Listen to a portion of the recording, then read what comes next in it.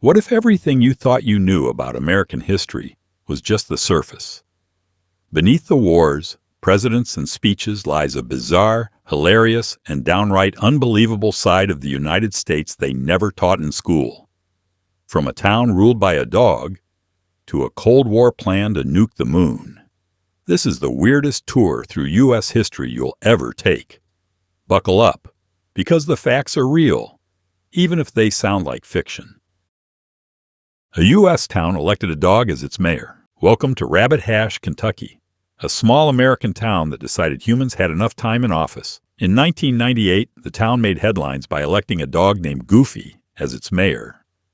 Not a symbolic mascot or honorary title, Goofy was the official elected mayor. And he wasn't the last. Since then, Rabbit Hash has continued this tail-wagging tradition, electing a series of canine candidates, each campaigning with adorable photo ops and belly rub policies. The elections double as fundraisers for the town's historical society.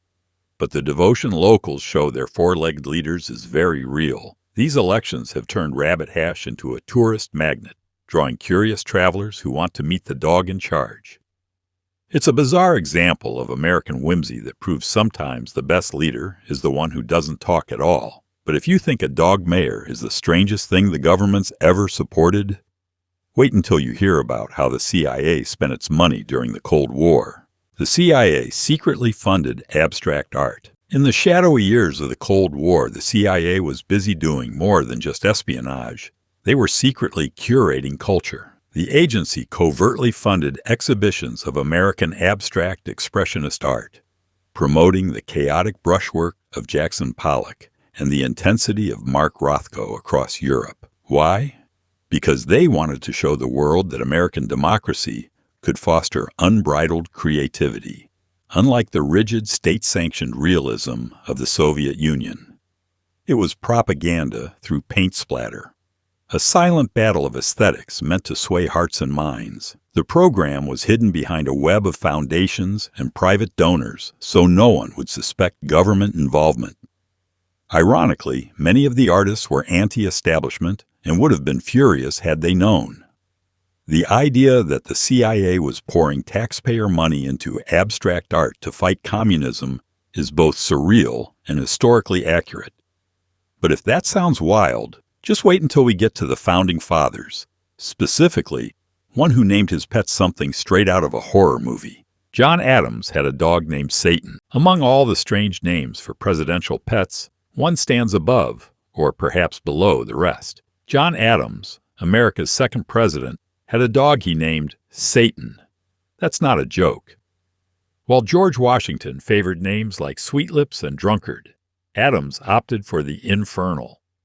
Historians aren't entirely sure why, but it may have reflected Adams' dark sense of humor, or perhaps a statement about the fierce, loyal nature of the pup. Regardless, the name certainly raised eyebrows in Puritan-influenced early America. It's ironic, too. Adams was known for his strict moral compass and deep religious beliefs, which makes the name choice all the more peculiar. The dog didn't play a major historical role, but its name has kept it from being forgotten, showing just how strange and personal presidential history can get. And speaking of unexpected presidential oddities, how about that time the U.S. military seriously considered blowing up the moon? The U.S. once planned to nuke the moon. It sounds like a plot ripped from a Cold War sci-fi thriller, but it was all too real. In the late 1950s, the U.S. Air Force developed Project A-119, a top-secret plan to detonate a nuclear bomb on the surface of the moon. The purpose? Pure psychological warfare. After the Soviet launch of Sputnik, American officials feared that they were losing the space race and needed a dramatic gesture to assert dominance. The explosion would have been visible from Earth. A glowing sign in the sky meant to intimidate the Soviets and reassure nervous American citizens. The project even enlisted the help of young Carl Sagan, who worked on modeling the dust plume. Thankfully, sanity prevailed, and the plan was shelved.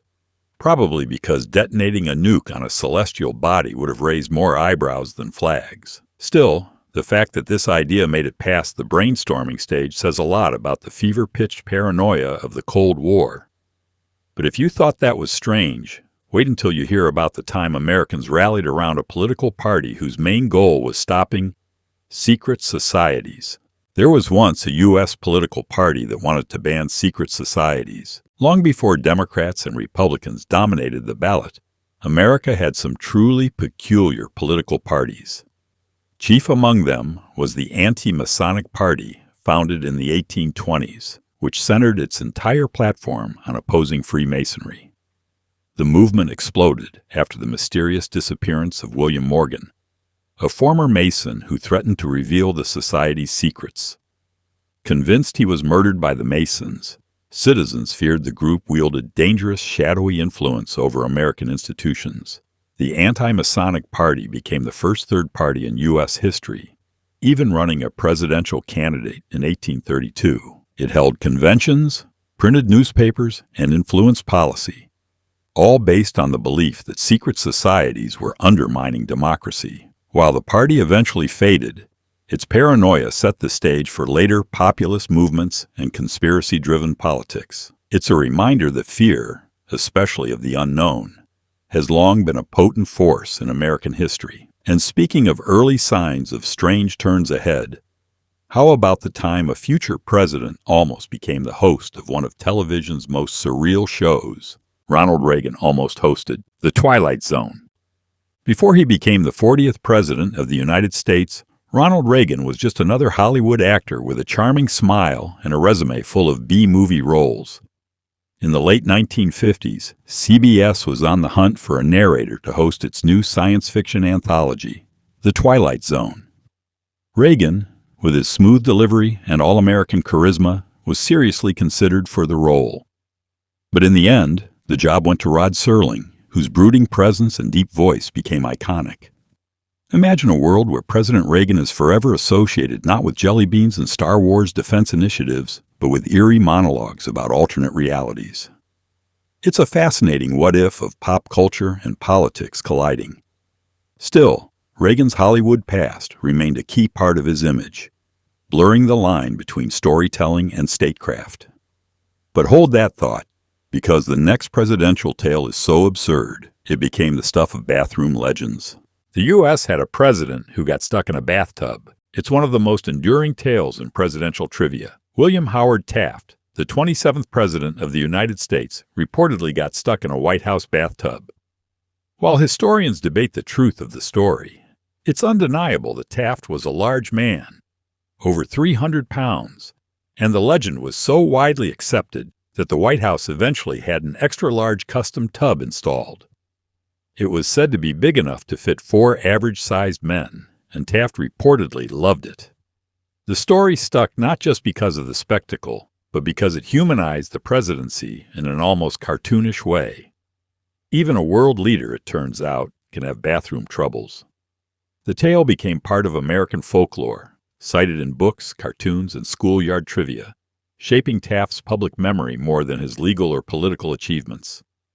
But if you think invading personal space was wild, wait until you meet the man who tried to invade an entire country by air. A man once tried to invade Canada by hot air balloon. In the 1850s, an eccentric American inventor named Rufus Porter had an idea that would make even the most daring dreamers blush: to invade Canada using a fleet of hot air balloons.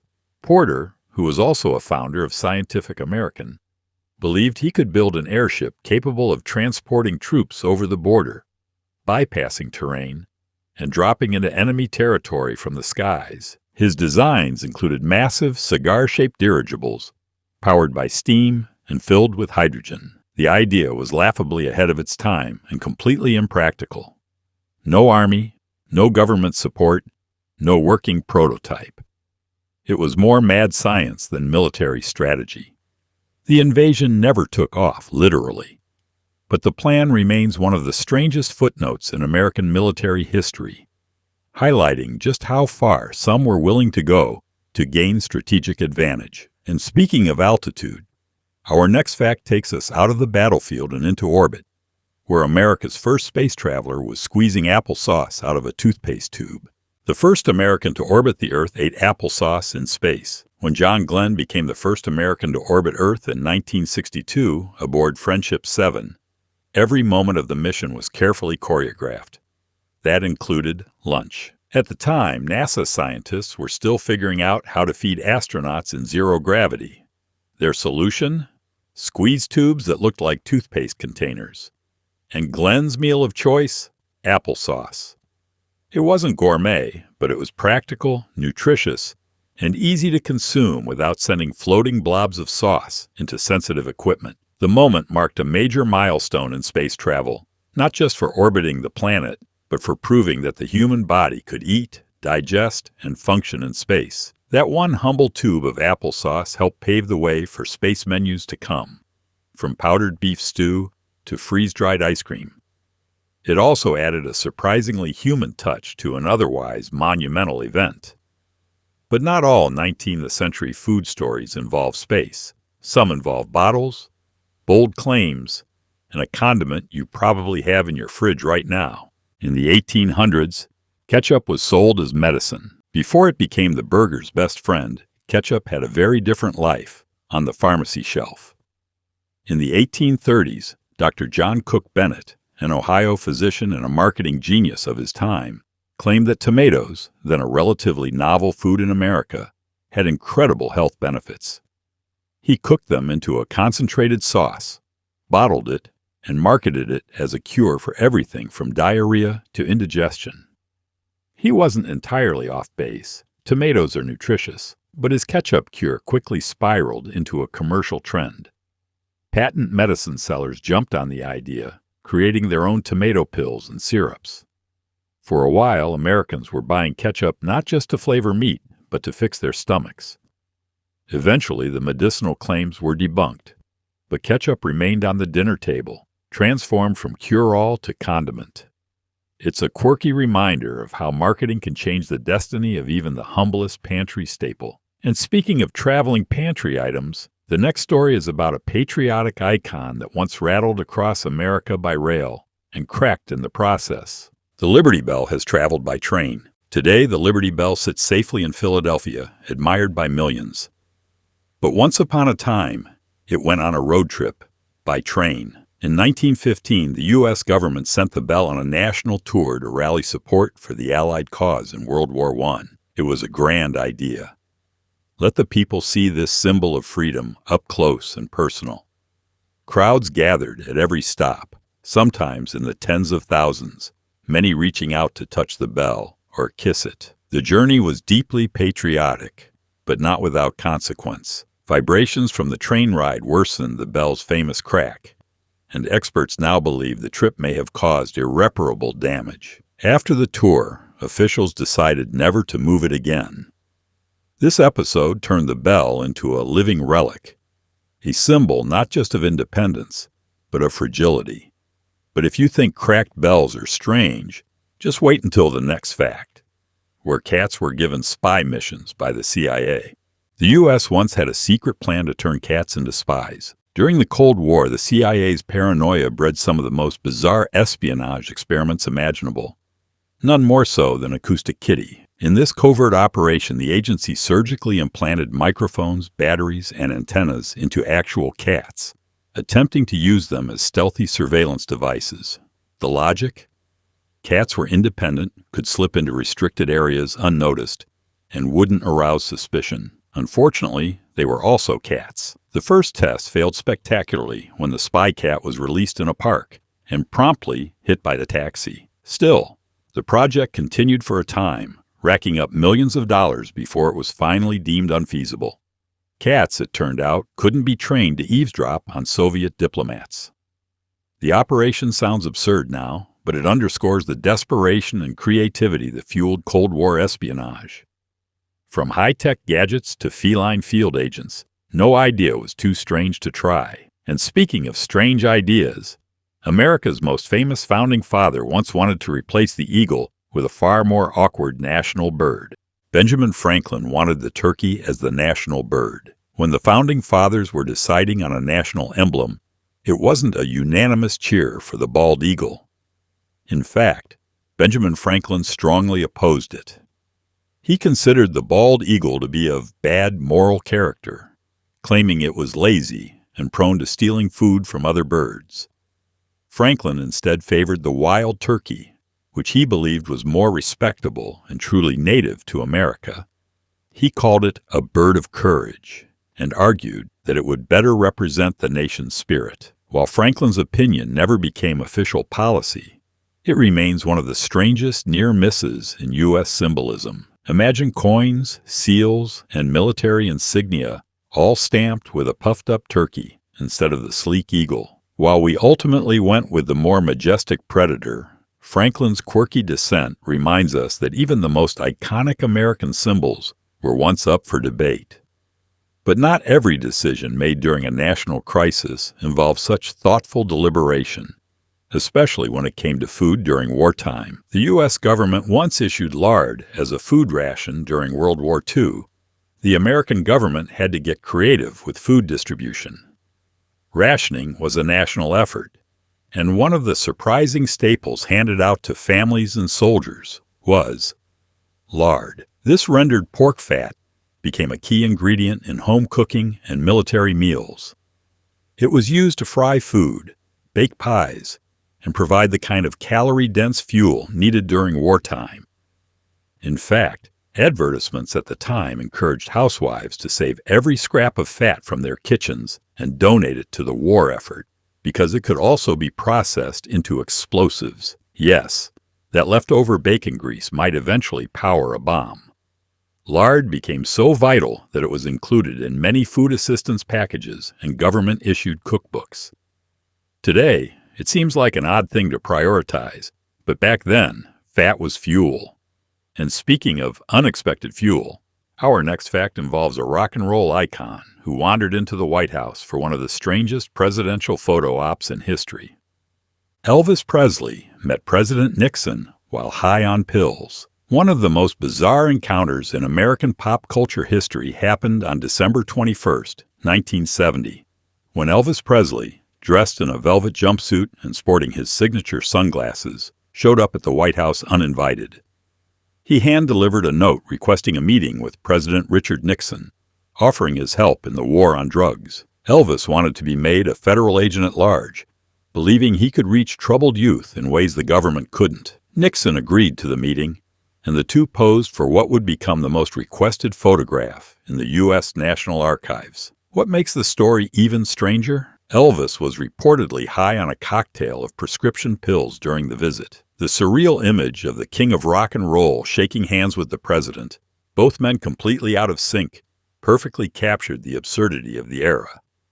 But if you think that was a strange policy moment, wait until you hear about the law that once banned everyone's favorite dessert on the holiest day of the week. A town in New Jersey banned ice cream on Sundays. In the 1890s, a town in New Jersey passed a law that sounds like it was written by someone with a personal vendetta against happiness.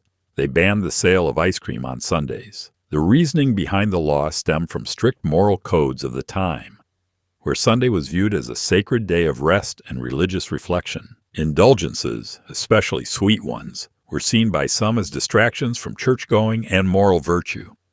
The idea that ice cream cones were corrupting public decency seems laughable now, but these so-called blue laws were common across the U.S. at the time. The law drew ire from children and business owners alike, who saw it as government overreach into everyday pleasure. While it didn't last forever, the ban is a strange example of how morality once dictated even the most trivial of daily joys. It also shows how quickly cultural norms shift. What was once condemned as immoral indulgence is now a nostalgic staple of summer Sundays. But if you think outdated social norms were strange, the next fact involves a first lady who never got married.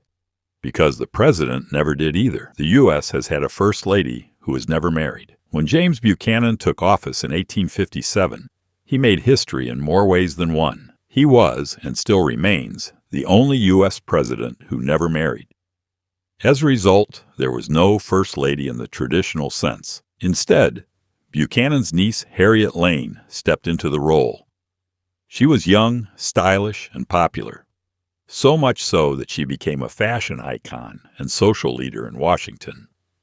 Newspapers covered her wardrobe, and young women across the country copied her hair and dress. In fact, some historians credit her with helping define the modern expectations of a first lady. Lane also took on diplomatic duties and worked to humanize her uncle's often cold image.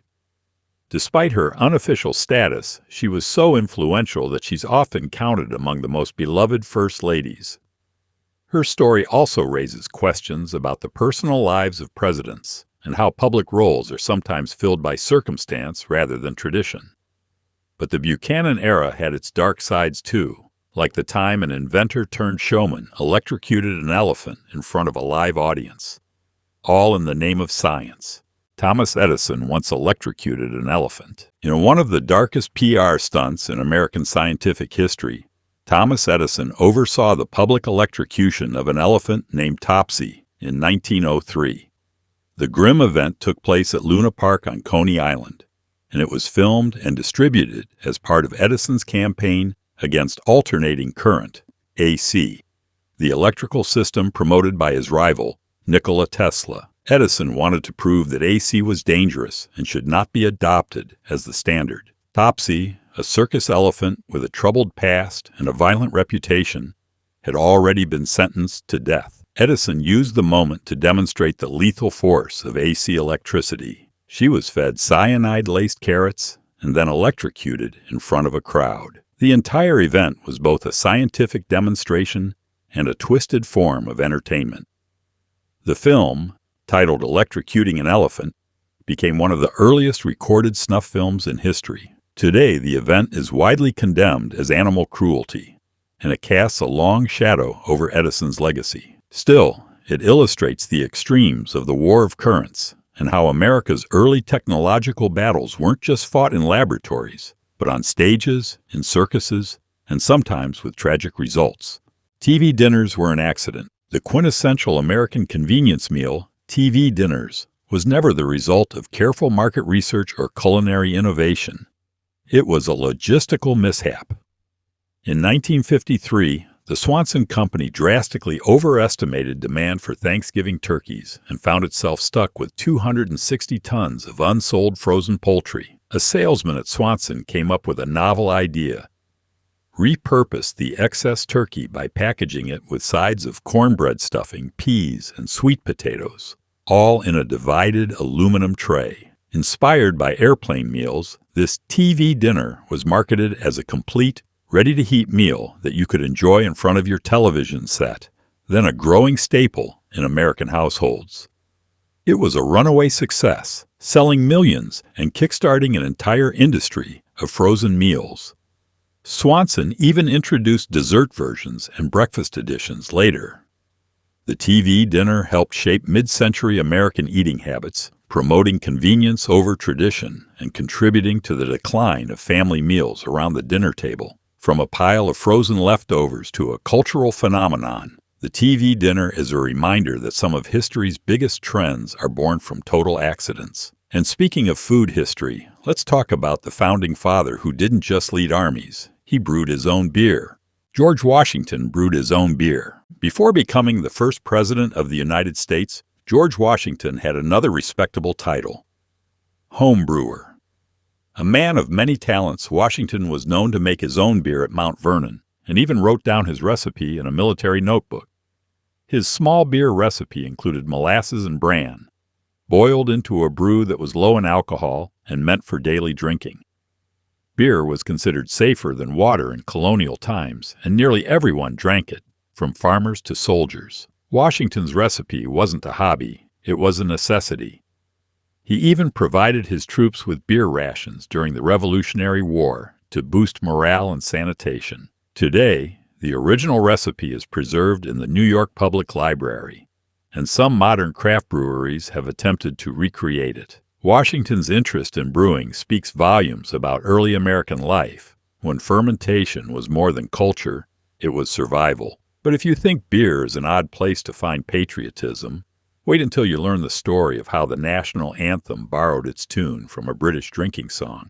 The Star-Spangled Banner was once set to the tune of a British drinking song. You've heard it sung before baseball games and fireworks displays, but what many people don't know is that the Star-Spangled Banner, borrows its melody from a rowdy 18th century British drinking song. The tune comes from To Anacreon in Heaven, an English club anthem sung by a gentleman's society devoted to wine, music, and Greek poetry. Francis Scott Key penned the lyrics to what would become America's national anthem during the War of 1812, inspired by the sight of the American flag still flying after the bombardment of Fort McHenry. But rather than invent a new melody, he matched his patriotic poem to a tune already familiar to many. The result is a stirring anthem with a strange twist of origin, one rooted in alcohol and aristocratic British revelry. It wasn't officially adopted as the national anthem until 1931, and even today, its odd musical lineage surprises many Americans. The irony is rich. The anthem of American resilience is sung to the tune of a British drinking ballad. And if you think the anthem's origins are unexpected, wait until you hear what kinds of leisure activities used to exist inside the White House itself. The White House used to have a bowling alley, a swimming pool, and a movie theater. The White House isn't just the center of American political power. Over the years, it's also doubled as a kind of presidential clubhouse. Various presidents added surprisingly luxurious recreational features to the mansion. Franklin D. Roosevelt had an indoor swimming pool built in 1933 to aid his polio therapy. It was later covered over to create the press briefing room, but the pool still exists beneath the floor. Harry Truman added a balcony to the south portico. Dwight D. Eisenhower installed a putting green, while Richard Nixon, a huge fan of bowling, built a one-lane bowling alley beneath the north portico. Then there's the private movie theater, first installed in 1942 during Roosevelt's administration. It's been upgraded many times and remains in use, with presidents screening everything from classic war films to Pixar movies. These additions weren't just for indulgence. They also help humanize the presidency, giving the public a peek at the lives behind the politics. Each room tells a story about the men who lived there. But not all tales from American history are about comfort and leisure. Some are about bizarre battlefield surrenders involving seagulls. In 1917, a German U-boat commander surrendered to a flock of seagulls in New Jersey. It sounds like slapstick fiction, but in the chaos of World War I, a bizarre maritime incident took place off the coast of New Jersey. A German U-boat, part of an operation to disrupt Allied shipping in American waters, surfaced near the shoreline. The commander raised the periscope to scout ahead, only to be immediately swarmed by a flock of aggressive seagulls. Mistaking the shiny, protruding device for food, the birds attacked the periscope with relentless pecks and squawks, rendering the U-boat blind. Disoriented and unable to navigate or defend itself, the crew decided to surrender, beaten not by destroyers or depth charges, but by a chaotic gaggle of birds. The crew was captured and the submarine taken into U.S. custody. While historians still debate the full details, the legend of the Seagull surrender became a surreal footnote in naval warfare. It's a reminder that history isn't just written by generals and diplomats. It's sometimes steered by unpredictable forces of nature. But while those sailors lost to birds, America's financial system was dealing with birds of a different feather. Giant bills that only banks could touch. The U.S. once printed $100,000 bills. In the depths of the Great Depression, the U.S. government printed something that would boggle the minds of most Americans today.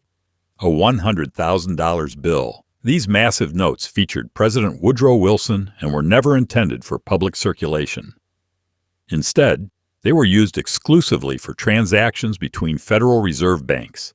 Printed in 1934 during Franklin D. Roosevelt's administration, the gold certificate was part of an effort to stabilize and centralize monetary transfers in an era of major financial reform. Because the bill wasn't legal tender for ordinary citizens, most Americans never even knew it existed. Today, the few surviving specimens are housed securely in museums or the U.S. Department of the Treasury. It's a strange reminder that American currency once came in denominations more suitable for nations than individuals.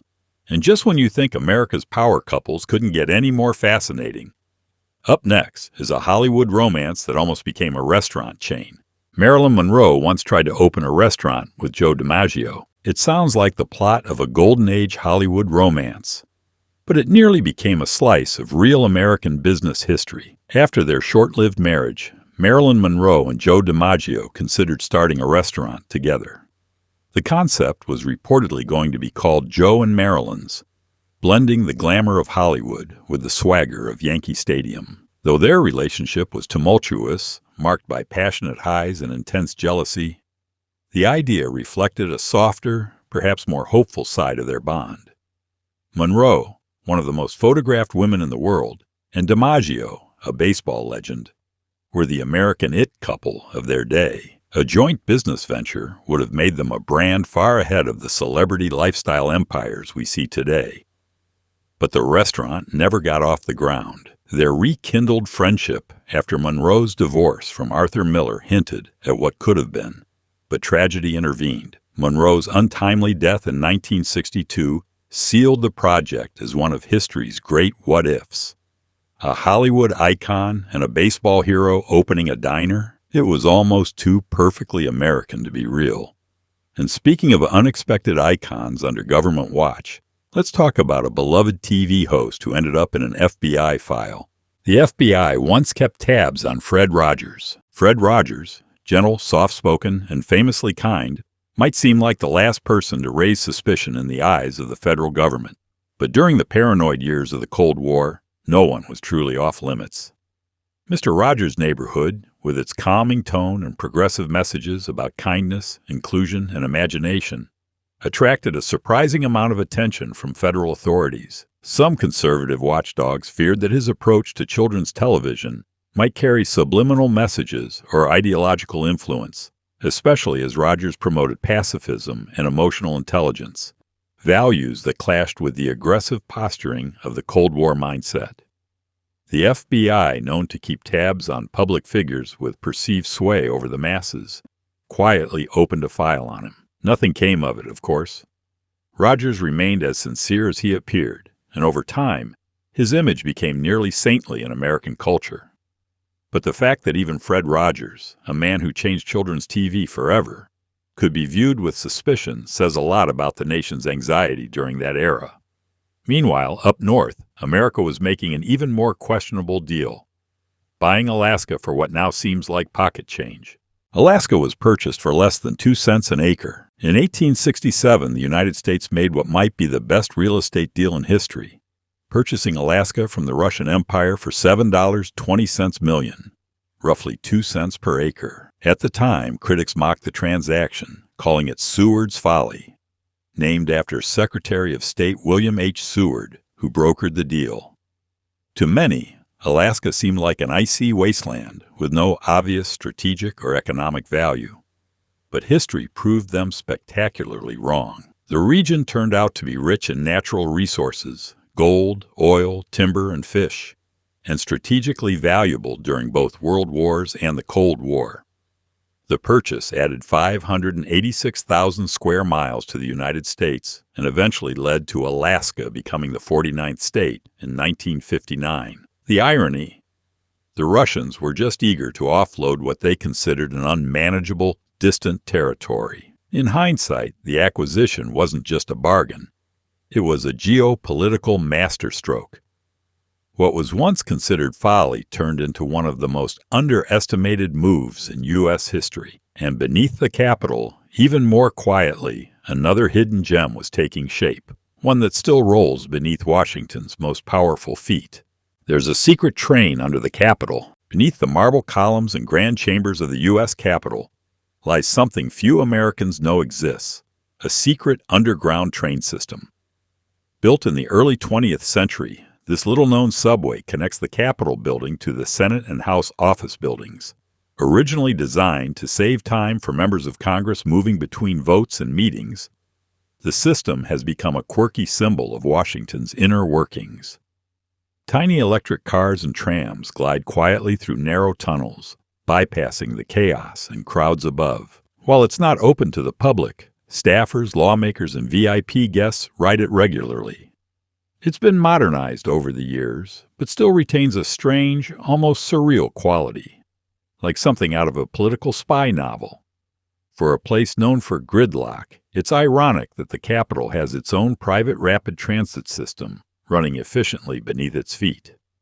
It also symbolizes how disconnected Washington power brokers can be from the rest of the country, literally and metaphorically operating on a different level. But if you think a hidden subway is an odd relic of the past, wait until you hear about the Civil War pension that was still being paid over a century later.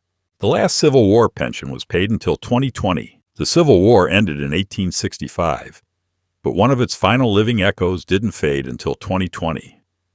That year, Irene Triplett, the daughter of a Civil War veteran, passed away, and with her, the last known pension payment related to the conflict ended. Irene's father, Mose Triplett, was born in the 1840s and served in both the Confederate and Union armies.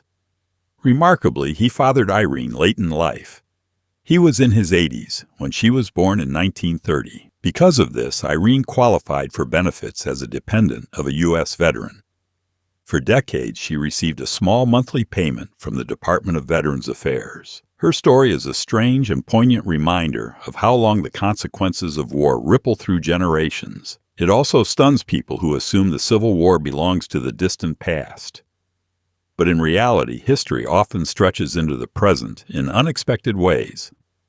And speaking of unexpected uses for government services, the next fact involves a time when Americans, quite literally, mailed their children through the U.S. postal system.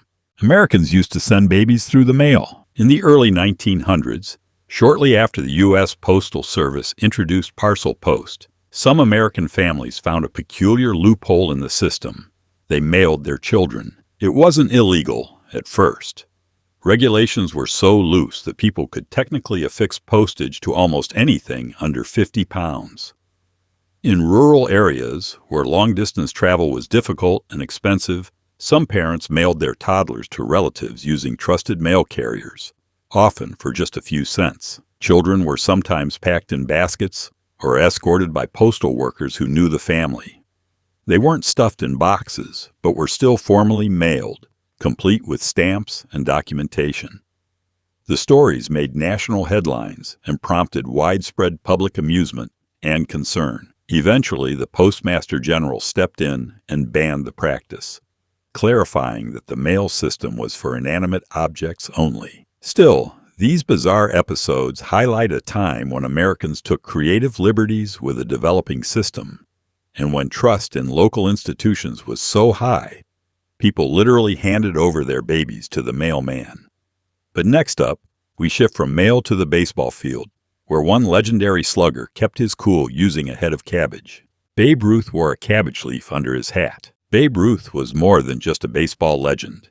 He was also a man of strange habits. One of his most peculiar routines during the sweltering summer games involved placing a cold cabbage leaf under his baseball cap to keep cool.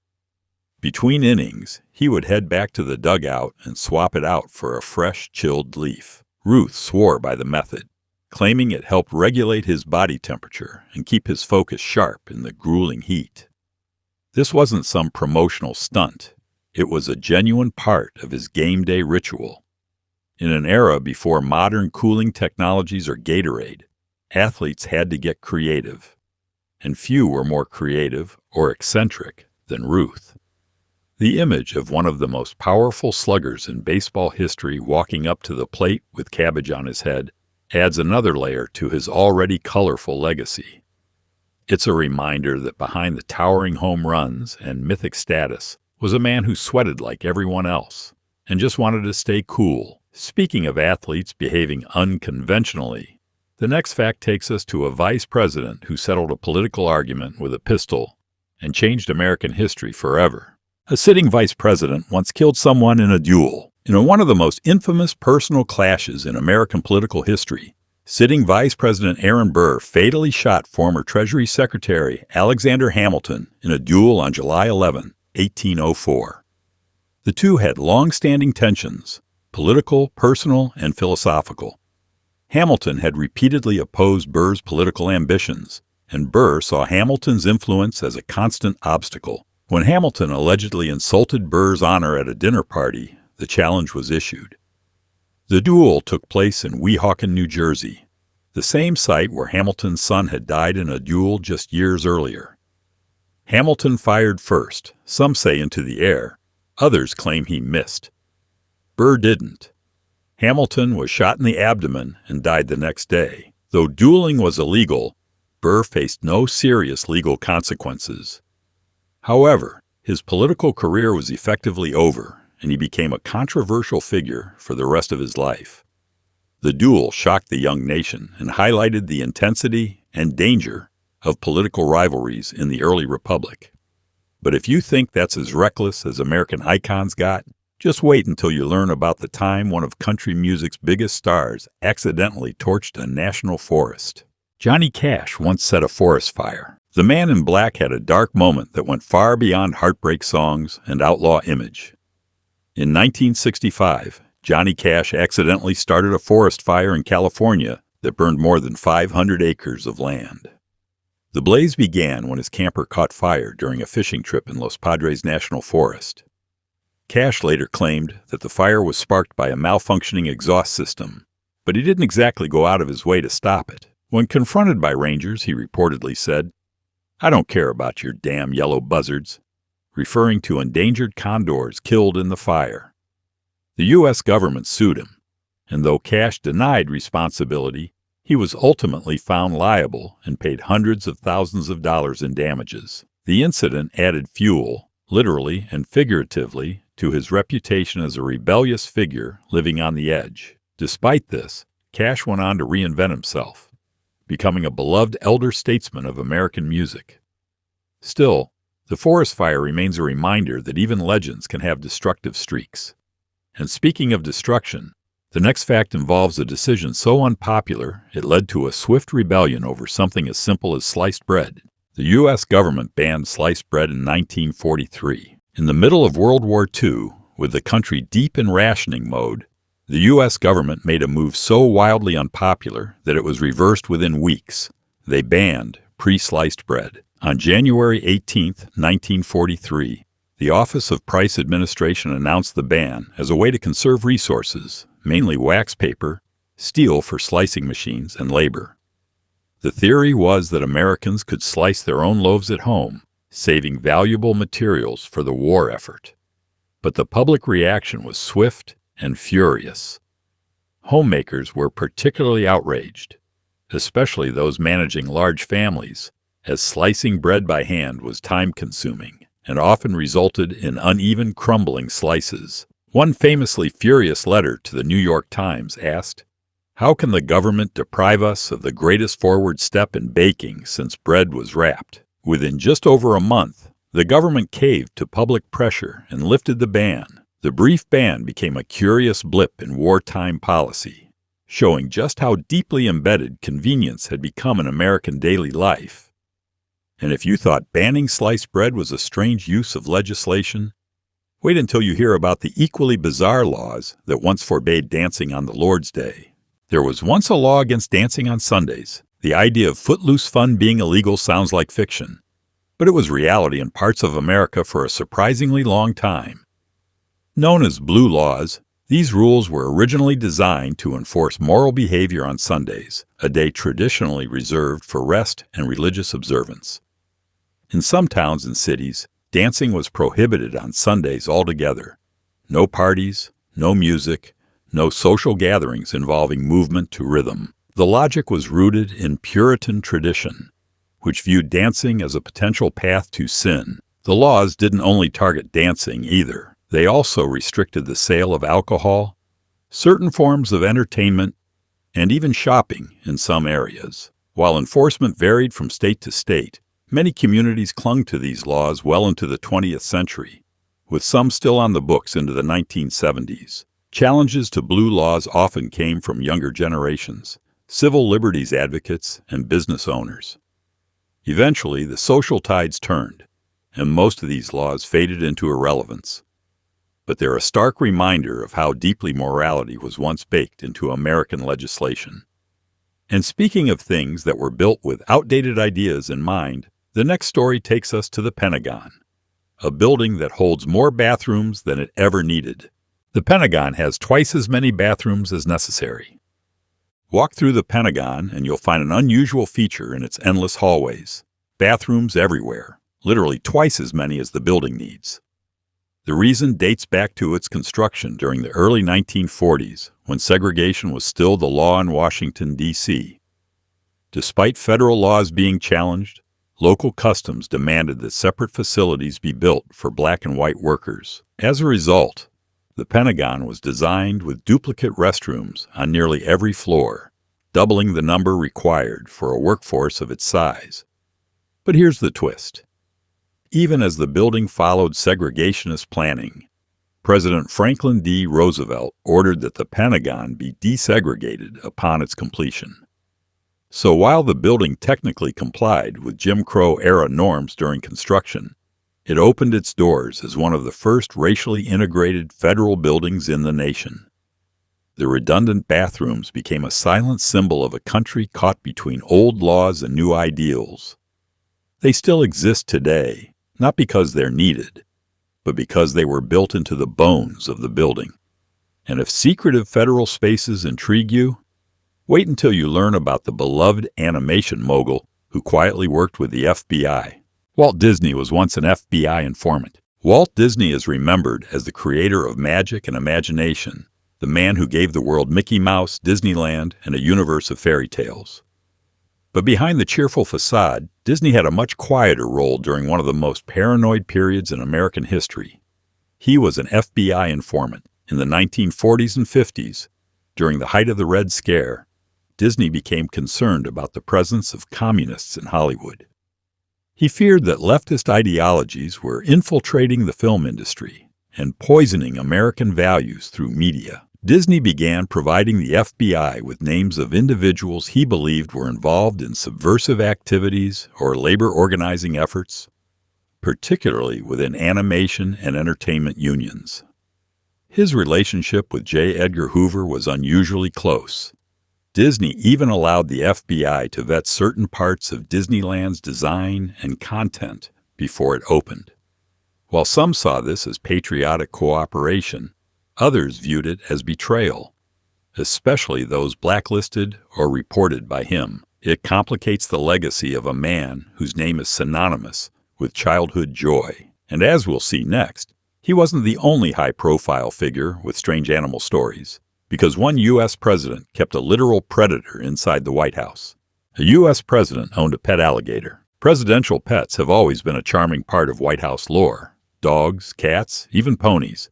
But one president took things to a whole new level of bizarre. John Quincy Adams, the 6th president of the United States, once kept a live alligator in the White House.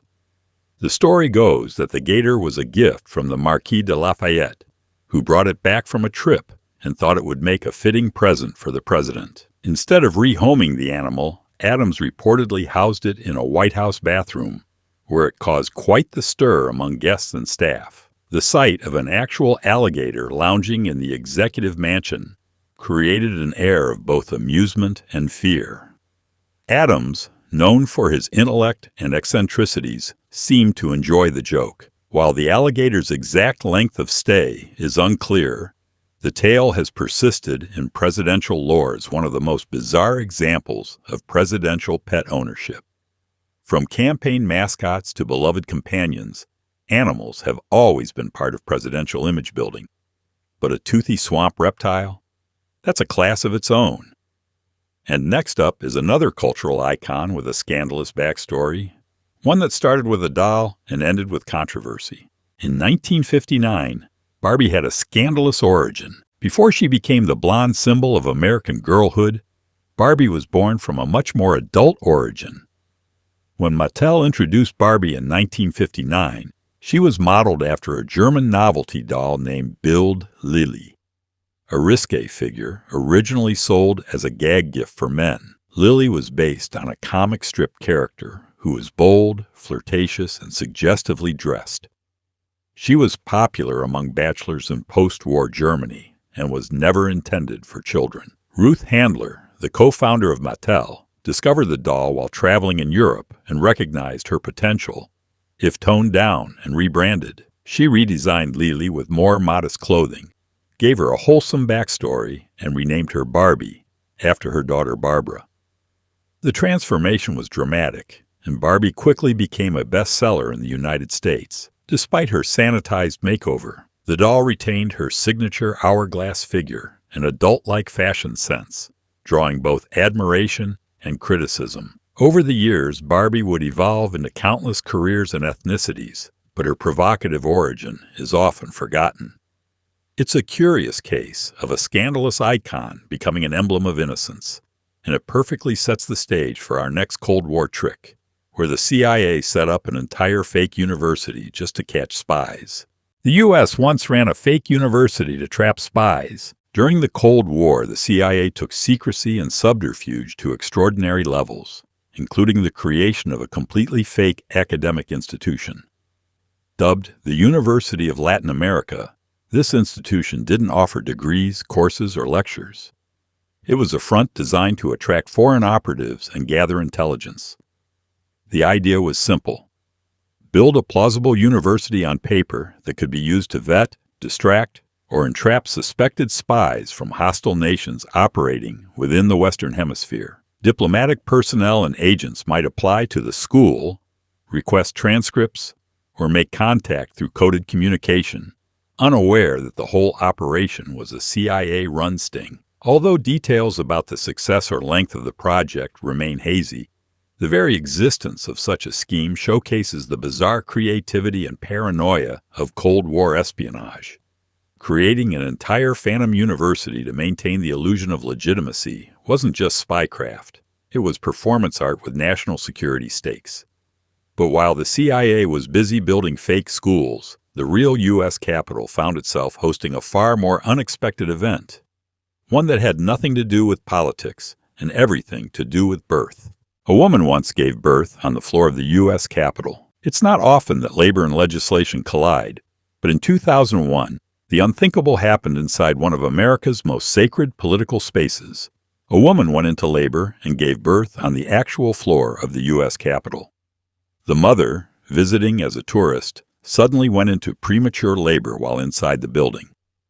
Capitol Police and medical staff rushed to her aid, and with little time to spare, she delivered the baby right there, beneath the dome where laws are passed and presidents are inaugurated. The event caused a stir, not only among tourists and lawmakers, but in national headlines too. It was a reminder that despite the marble columns, solemn speeches, and centuries of tradition, the Capitol is still a place where very human things can happen. While not the first medical emergency in the building, it was certainly one of the most unusual. The baby's birth in such a symbolic location was seen by some as poetic, a new life arriving at the very heart of American democracy. And while a newborn crying in the Capitol is rare, the next fact is louder, funnier, and a lot more profane, because the next character on our list is a parrot with a filthy mouth. Andrew Jackson taught his parrot to curse. Andrew Jackson, the fiery 7th President of the United States, was known for his temper, his duels, and his no-nonsense approach to politics. So perhaps it's not surprising that he owned a parrot that matched his personality. The bird, named Paul, didn't just repeat standard phrases. It reportedly swore like a sailor. Jackson, amused by the parrot's vocal talents, apparently encouraged its foul-mouthed behavior. According to witnesses, the parrot became so unruly that it had to be removed from Jackson's funeral because it wouldn't stop cursing during the service. The moment left some attendees shocked, and others trying not to laugh in the middle of the somber occasion. While it might sound like folklore, the story has appeared in several historical accounts and seems perfectly in character for a man like Jackson, who once beat an attempted assassin with a cane. Paul the parrot became a strange yet fitting symbol of Jackson's legacy, colorful, controversial, and loud.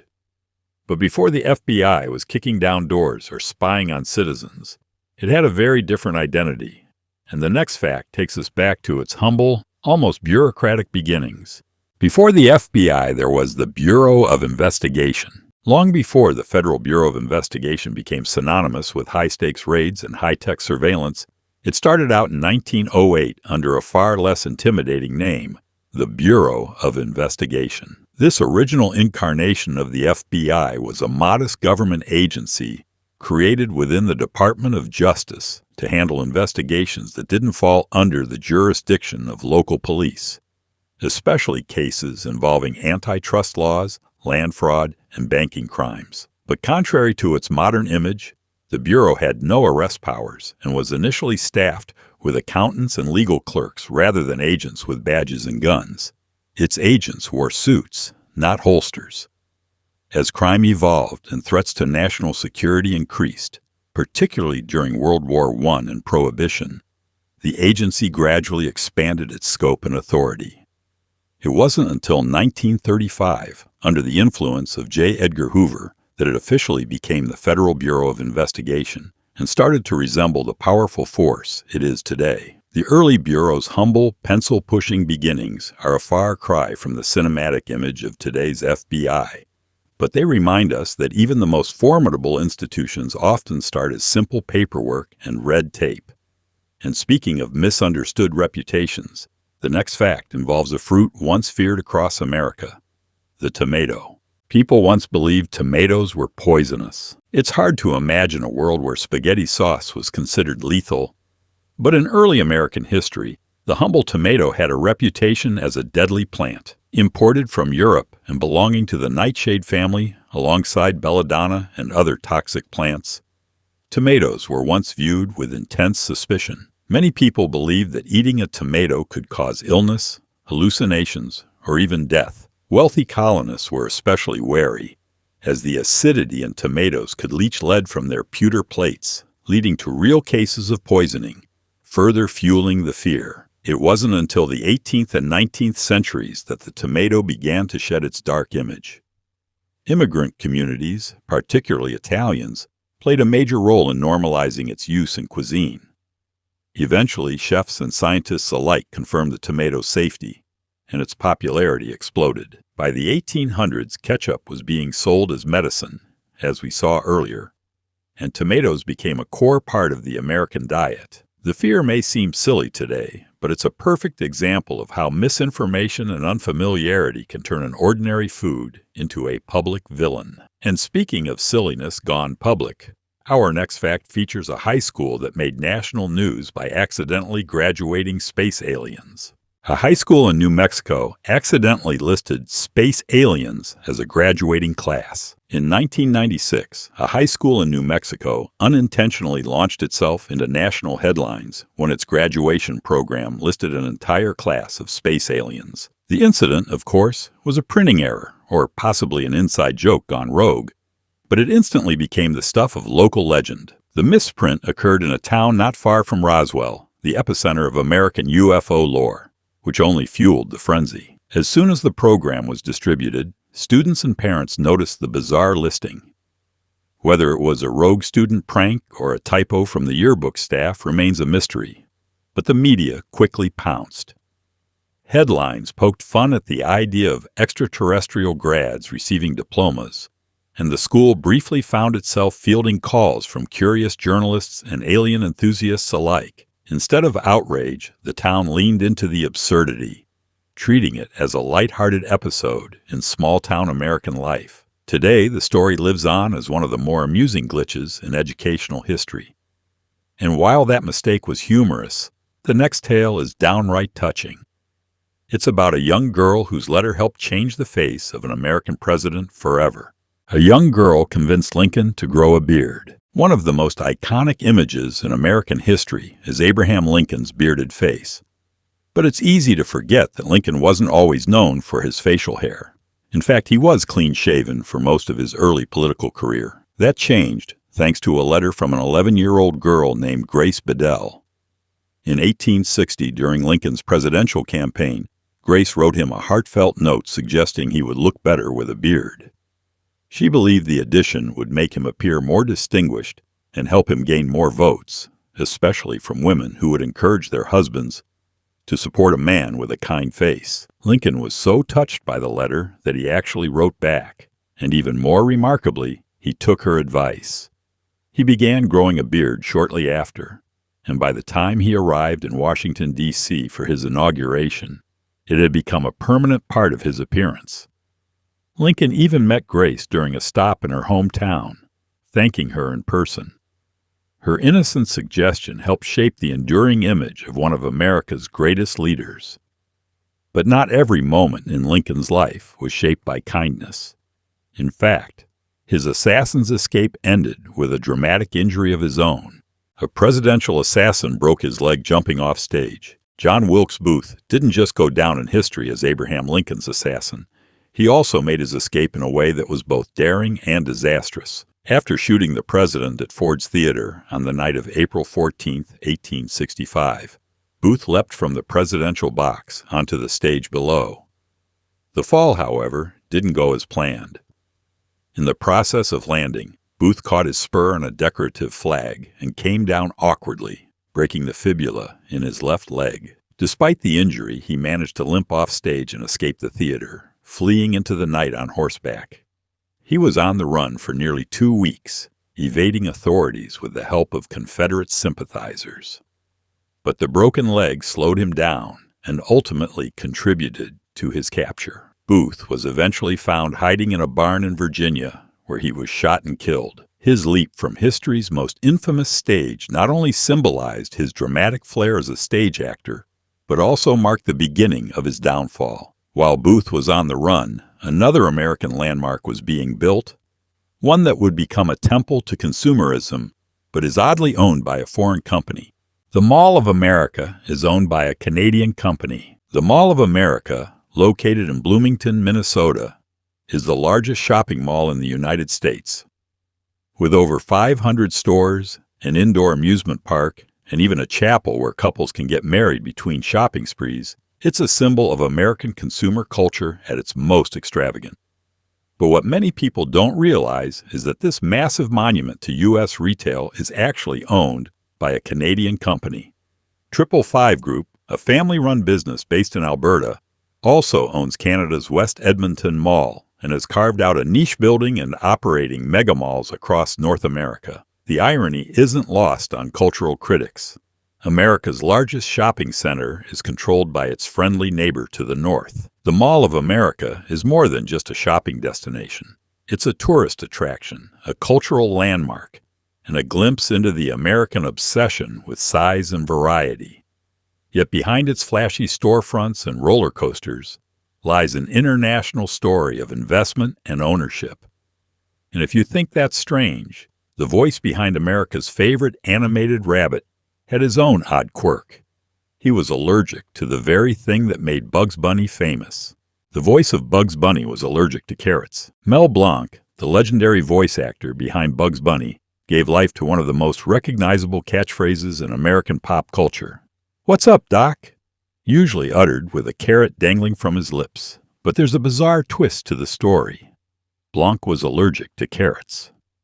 In many of the recordings, he'd bite into a carrot to create the authentic chewing sound, then immediately spit it out to avoid any allergic reaction. Nothing else mimicked the crisp crunch quite like the real thing, so despite the risk, he stuck to the genuine article for accuracy. Blanc voiced dozens of other beloved Looney Tunes characters, from Daffy Duck to Porky Pig. But it's his portrayal of Bugs that became iconic. The irony that the man behind the carrot-chomping rabbit couldn't safely eat carrots himself only adds another layer of charm to the role. His dedication to performance, even while battling allergies, helped shape generations of animated storytelling. And if you think that's the oddest political campaign twist you'll hear today, just wait until the next story. The time someone legally changed their name to Nobody and ran for office on that very platform. A man once ran for office as Nobody. In the 1970s, Milwaukee residents were treated to one of the strangest political campaigns in American history when a local performance artist legally changed his name to Nobody and decided to run for mayor. His campaign slogan was both clever and cynical: "Nobody for president." The satirical campaign was designed to make a statement about public distrust in politicians, with slogans like "Nobody tells the truth," "Nobody cares," and "Nobody will keep campaign promises." He poked fun at the political system while drawing attention to issues of transparency and accountability. Despite the obvious joke, his campaign attracted serious media attention and even gained some support among disillusioned voters. His name appeared on ballots, making nobody a legitimate candidate in the eyes of the law. Though he didn't win, the campaign made a lasting impression as a piece of political theater and social commentary.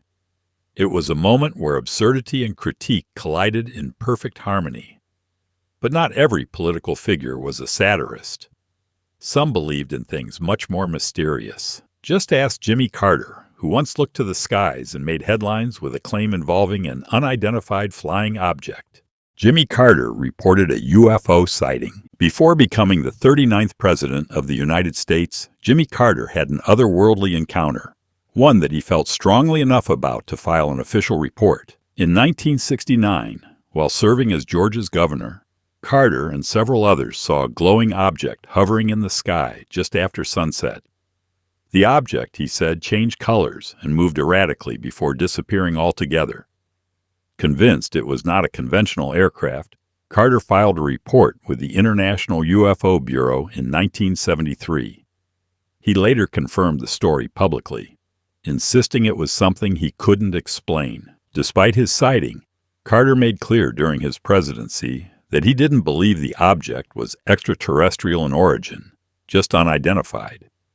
Still, the story fueled endless speculation and became a beloved anecdote among UFO enthusiasts. It also added to Carter's reputation as an honest, down-to-earth leader who wasn't afraid to admit when something baffled him.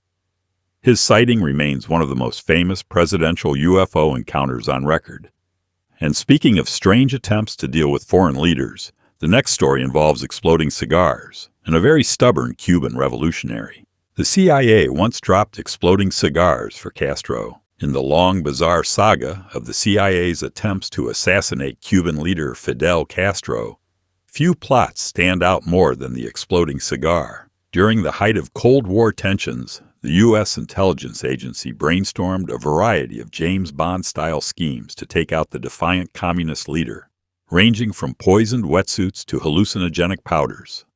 But one of the most infamous ideas involved rigging one of Castro's trademark cigars to explode when lit. The plot was designed to capitalize on Castro's well-known love of cigars, with the hope that a discreetly delivered booby-trapped stogie would end his rule in a puff of smoke. Some accounts suggest the plan even got as far as manufacturing the deadly cigar and planning a delivery route. But as with many of the CIA's outlandish operations, it was ultimately aborted or failed to materialize. Castro, for his part, seemed almost amused by the absurdity of it all, reportedly surviving over 600 documented assassination attempts. The exploding cigar remains a symbol of the extreme lengths the U.S. government was willing to go in its mission to unseat one man. And while some plots were purely cartoonish, others were built on substances much closer to home, including one that became a prescription staple. U.S. doctors used to prescribe cocaine. In the late 19th and early 20th centuries, cocaine wasn't a shady street drug. It was a miracle medicine. Doctors across the United States regularly prescribed it for a variety of ailments, including toothaches, fatigue, sinus congestion, and even depression. At the time, the dangers of addiction were not fully understood, and cocaine's stimulating properties made it seem like a cure-all. It was used in everything from throat lozenges to headache powders, and even featured in the original formulation of Coca-Cola. Medical journals praised it as a breakthrough in pain management, especially for eye and dental surgeries. But as cases of dependence and overdose rose, public perception shifted. By the early 20th century, scientific understanding caught up with the reality, and regulations began to tighten. The 1914 Harrison Narcotics Tax Act marked the beginning of the end for over-the-counter cocaine. Still, its brief reign as a wonder drug remains one of the strangest chapters in American medical history. And while cocaine's story ended in regulation, another surprising fact about a legendary president is still proudly remembered today. Abraham Lincoln wasn't just a speaker or lawyer. He was also a near-undefeated champion of the wrestling ring. Abraham Lincoln was a champion wrestler. Before he was the great emancipator, Abraham Lincoln was the guy you didn't want to meet in the back of a saloon, at least not in a wrestling match. As a young man growing up on the Illinois frontier, Lincoln earned a reputation for his strength and competitive edge. He stood 6'4" in an era when the average man was nearly a foot shorter, giving him an immediate advantage. But it wasn't just his height. Lincoln had real skills. According to local accounts, he only lost one match in roughly 300 bouts. His most famous victory came in a match against Jack Armstrong, the leader of a local gang of roughnecks. After throwing Armstrong to the ground, Lincoln gained the respect of the entire town. His physical prowess and fair play became part of his legend long before his political rise. In 1992, the National Wrestling Hall of Fame honored him with an Outstanding American Award, cementing his place in both political and athletic lore. From the wrestling ring to the White House, Lincoln's story proves that greatness can begin in the most unexpected places. And next, we pivot from bare-knuckle brawls to disco balls at a very unexpected location. The White House. In the 1980s, the White House had a disco ball. The Reagan era is remembered for many things: economic shifts, Cold War posturing, and conservative rhetoric. But tucked between all that seriousness was a surprisingly groovy detail. During the 1980s, the White House had a fully functioning disco ball. Installed for special events and parties, the mirrored sphere transformed parts of the presidential residence into a glittering dance hall. While it might seem like a relic of the 1970s, disco never quite died. It simply evolved into pop funk and the club scene of the 80s. Ronald and Nancy Reagan famously hosted lavish social events, often inviting celebrities, musicians, and foreign dignitaries. These weren't stiff state dinners. They were full-blown parties with music, dancing, and yes, shimmering lights from above. The disco ball symbolized a desire to soften the public image of the administration, showing a lighter, more glamorous side of the presidency. It also served as a cultural bridge between Hollywood and Washington, two worlds the Reagans knew intimately. It may not have influenced policy, but it certainly left a legacy of sparkle in the nation's most powerful home. And speaking of unexpected achievements, wait until you meet the teenager whose school project wound up becoming the very face of American unity. A 14-year-old designed the current U.S. flag. In one of the most inspiring and unlikely contributions to American symbolism, the current 50-star U.S. flag was designed by a 14-year-old student named Robert G. Heft. In 1958, as part of a high school history project, Heft submitted his redesigned flag, anticipating the admission of Alaska and Hawaii into the Union. While his teacher initially gave him a B-, Heft decided to take a bold step. He mailed his design to President Dwight D. Eisenhower. To nearly everyone's surprise, Eisenhower selected Heft's flag out of more than 1,500 submissions. When Alaska and Hawaii officially became states, Heft's version, with 5 rows of 6 stars alternating with 4 rows of 5, became the official national flag.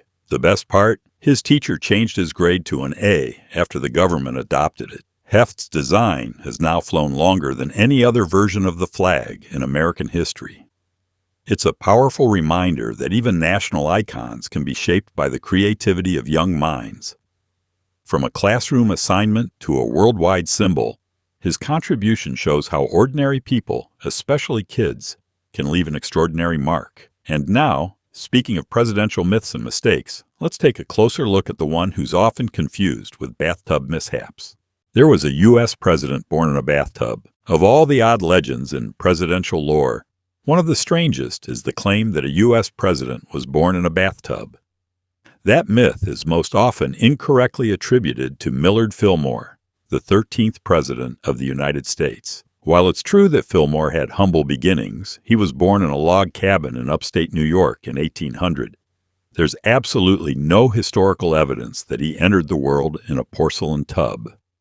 The rumor likely stemmed from a long-standing confusion between Fillmore and William Howard Taft, the famously large president who actually got stuck in a bathtub, leading to another round of bathroom-related folklore. In reality, bathtubs weren't even a common household fixture at the time of Fillmore's birth, making the myth historically implausible. Yet the rumor has stuck around in trivia books and internet lists for decades, blending fact, fiction, and a touch of bathroom humor. It's a strange but harmless case of mistaken identity that continues to blur the line between truth and presidential tall tales. But as we move from plumbing to payment, the next fact shows how, once upon a time, you could settle your tax bill in something a little more intoxicating: whiskey. You could once pay your taxes in whiskey. In the early days of the United States, cold hard cash wasn't always readily available, especially in rural areas where paper currency was scarce and coinage even scarcer. So the government allowed a more practical, albeit intoxicating, form of payment: whiskey. On the frontier, distilled spirits weren't just for drinking. They served as a barter currency, especially in communities where formal banks didn't exist. Whiskey was portable, durable, and held its value. So when the federal government needed to collect taxes in the 1790s, they accepted it. But this policy had consequences. The infamous Whiskey Rebellion of 1794 erupted when small distillers in western Pennsylvania protested a new federal excise tax on their homemade spirits. Farmers argued that the tax disproportionately affected the poor and rural, who used whiskey like cash. George Washington himself led federal troops to quell the rebellion, marking one of the first major tests of federal authority. While tax payments in whiskey didn't last, the practice illustrates how flexible early American economics had to be. It also shows how deeply alcohol was intertwined with both everyday life and politics. And speaking of innovation in everyday life, the next president on our list didn't just write founding documents. He also redesigned the chair he sat in. Thomas Jefferson invented the swivel chair. Thomas Jefferson was more than just the author of the Declaration of Independence. He was also a relentless tinkerer and inventor. Among his many creations, one of the most useful and enduring was the swivel chair. Frustrated with stiff, immobile seating while working on documents, Jefferson modified an English-style Windsor chair by adding a central iron spindle, allowing the seat to rotate 360 degrees. He reportedly used this custom-made rotating chair while drafting the Declaration itself. His design was both practical and visionary, merging comfort with functionality, something Jefferson deeply valued. Over time, his rotating seat evolved into the modern office chair, now a fixture in workspaces across the globe. Jefferson's original chair still exists today, preserved at the American Philosophical Society in Philadelphia, complete with its rough modifications and spinning mechanism. The invention is a small but telling example of Jefferson's mindset: always improving, always thinking forward. From architecture to agriculture, his innovations touched many corners of American life. And now, we turn from the furniture of a founding father to the battlefield blunders of another. Because up next is the surprising story of how the father of the nation lost more battles than he won. George Washington lost more battles than he won. George Washington, the towering figure of American independence, is often remembered as a flawless general. But the truth is more complicated. In terms of pure military statistics, Washington lost more battles than he won during the Revolutionary War. From the devastating defeats at Brooklyn and Brandywine to the near collapse at Fort Washington, his campaigns were marked by frequent setbacks and strategic retreats. Yet what made Washington remarkable wasn't consistent victory, it was persistence. He had the uncanny ability to maintain morale, reorganize his troops, and keep the cause alive even when the odds were against him. His leadership shone brightest during times of adversity, rallying his ragtag army with speeches, discipline, and personal sacrifice. Most famously, his daring Christmas night crossing of the Delaware River and subsequent victory at Trenton helped revive a demoralized rebellion. Washington's resilience became more valuable than any tactical win. He understood the long game, turning survival into success. His story is a reminder that greatness isn't measured by wins alone, but by the ability to rise after every loss. And speaking of quiet triumphs, our next president may not have been a general, but he mastered a different kind of battlefield: music. Richard Nixon could play 5 musical instruments. Richard Nixon is usually remembered for Watergate, resignation, and Cold War diplomacy. But fewer people know that he was also a remarkably talented musician. Nixon could play 5 instruments: piano, saxophone, clarinet, accordion, and violin. He never learned to read sheet music and instead played entirely by ear, a rare and impressive skill. Music was one of his earliest passions, cultivated during his modest childhood in California. Throughout his life, Nixon would occasionally surprise audiences by performing at events and even on television. One of the most famous moments came in 1963 on the Jack Paar program, where Nixon performed a piano piece he composed himself. It was called Piano Concerto -1, and the performance stunned viewers who had never seen the stern politician display such artistry. His musical side added depth to his otherwise rigid public persona and revealed a quieter, more introspective part of the man. Even while serving in the highest office, Nixon would sometimes unwind at the piano, finding solace in melody during the storm of politics. And from the melody of piano keys, we move to another icon, this one fighting the power with protest songs and pacifism. But the FBI didn't hear music. They heard a threat. The FBI once compiled a file on John Lennon. John Lennon was many things: musician, activist, provocateur. But to the FBI in the early 1970s, he was also a potential national security risk. After Lennon and Yoko Ono moved to the United States, the Nixon administration grew increasingly concerned about Lennon's outspoken criticism of the Vietnam War and his influence over young, politically active Americans. The FBI, under J. Edgar Hoover's leadership, began compiling an extensive file on Lennon that detailed his speeches, movements, and associations. The real fear? That Lennon might use his star power to mobilize voters against Nixon in the 1972 election, especially through rock concerts and youth rallies. The Bureau even explored deportation as a strategy to silence him, citing a minor cannabis conviction in the UK as grounds. For years, Lennon fought to remain in the U.S., eventually winning permanent residency after a prolonged legal battle. The FBI's file on him remained classified for decades and only came to light in the 1980s, long after Lennon's assassination. It revealed not only the extent of government surveillance, but also how threatened officials felt by an artist wielding peace and protest as tools for change. And from radical lyrics to unexpected generosity. Next is the gangster who opened a soup kitchen. Al Capone started Chicago's first soup kitchen. Al Capone, the notorious gangster who built an empire during Prohibition, wasn't known for charity. But during the Great Depression, he made a move that left people scratching their heads. He opened a soup kitchen in Chicago. The year was 1931, and unemployment and hunger had reached crisis levels. Capone, seeing both an opportunity for good press and a way to build loyalty among the public, funded a soup kitchen that served thousands of meals a day. The sign out front read, "Free soup, coffee, and donuts for the unemployed." For many desperate families, it was their only source of nourishment. Despite being under investigation and eventually convicted for tax evasion, Capone's soup kitchen helped frame him in a strangely sympathetic light. Was it a genuine act of compassion or a calculated PR move? Historians still debate it. Either way, the gesture added complexity to a man remembered mostly for violence, bootlegging, and racketeering.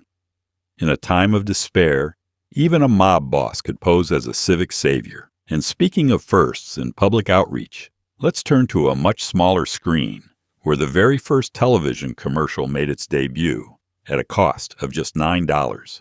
The first American TV commercial was only 10 seconds. The television commercial, a now ubiquitous piece of modern life, had a modest beginning. On July 1, 1941, during a broadcast on New York's WNBT, which later became WNBC, the very first legal TV commercial aired in the United States. It was a brief 10-second spot for Bulova watches, costing just $9. The ad showed a clock face superimposed over a map of the United States, with a voiceover declaring, "America runs on Bulova time."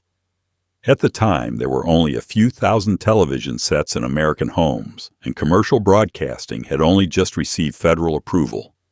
Still, The simplicity and directness of the Bulova ad foreshadowed a revolution in how Americans would consume products and media. The short broadcast marked the start of an industry that would evolve into a multi-billion-dollar juggernaut, with companies eventually spending millions for just 30 seconds of airtime during events like the Super Bowl. What began with one watch company and a single sentence became the backbone of commercial television.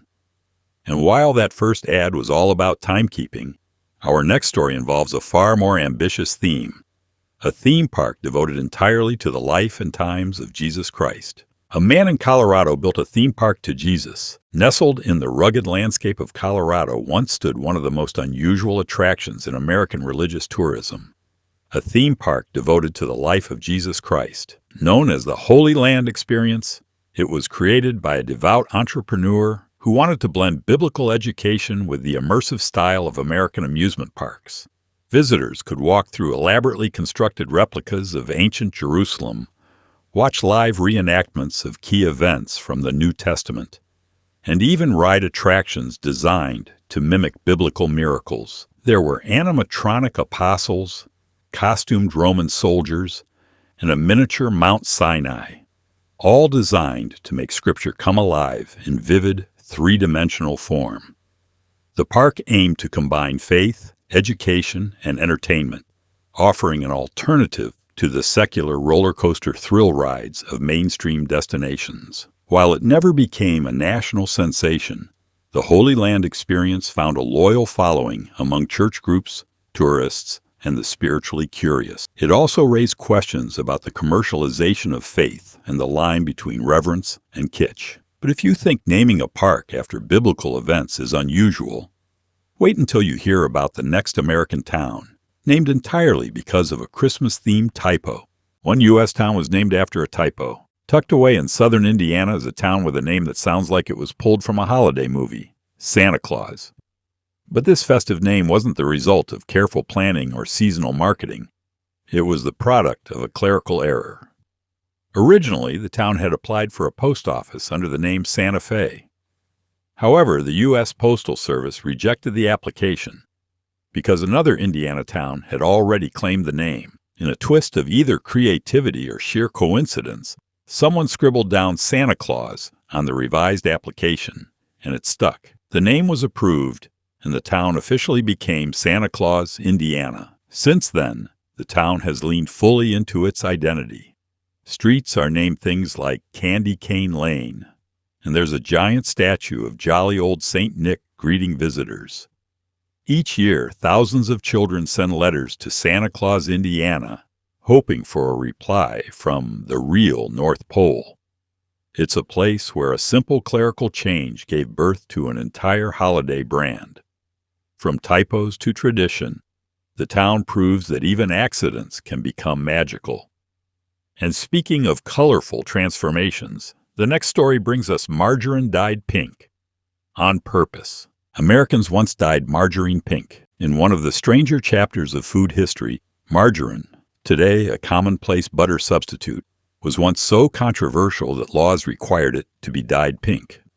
Why? It all stemmed from a fierce battle between dairy farmers and margarine manufacturers in the late 19th and early 20th centuries. As margarine gained popularity for being cheaper and easier to produce than butter, the dairy industry lobbied hard to protect its market. Their argument was that margarine, naturally pale and unappetizing, was being artificially colored to resemble real butter, misleading consumers. In response, some states passed laws that either banned margarine outright or mandated it be dyed an unappealing color, usually bright pink, to distinguish it from dairy butter.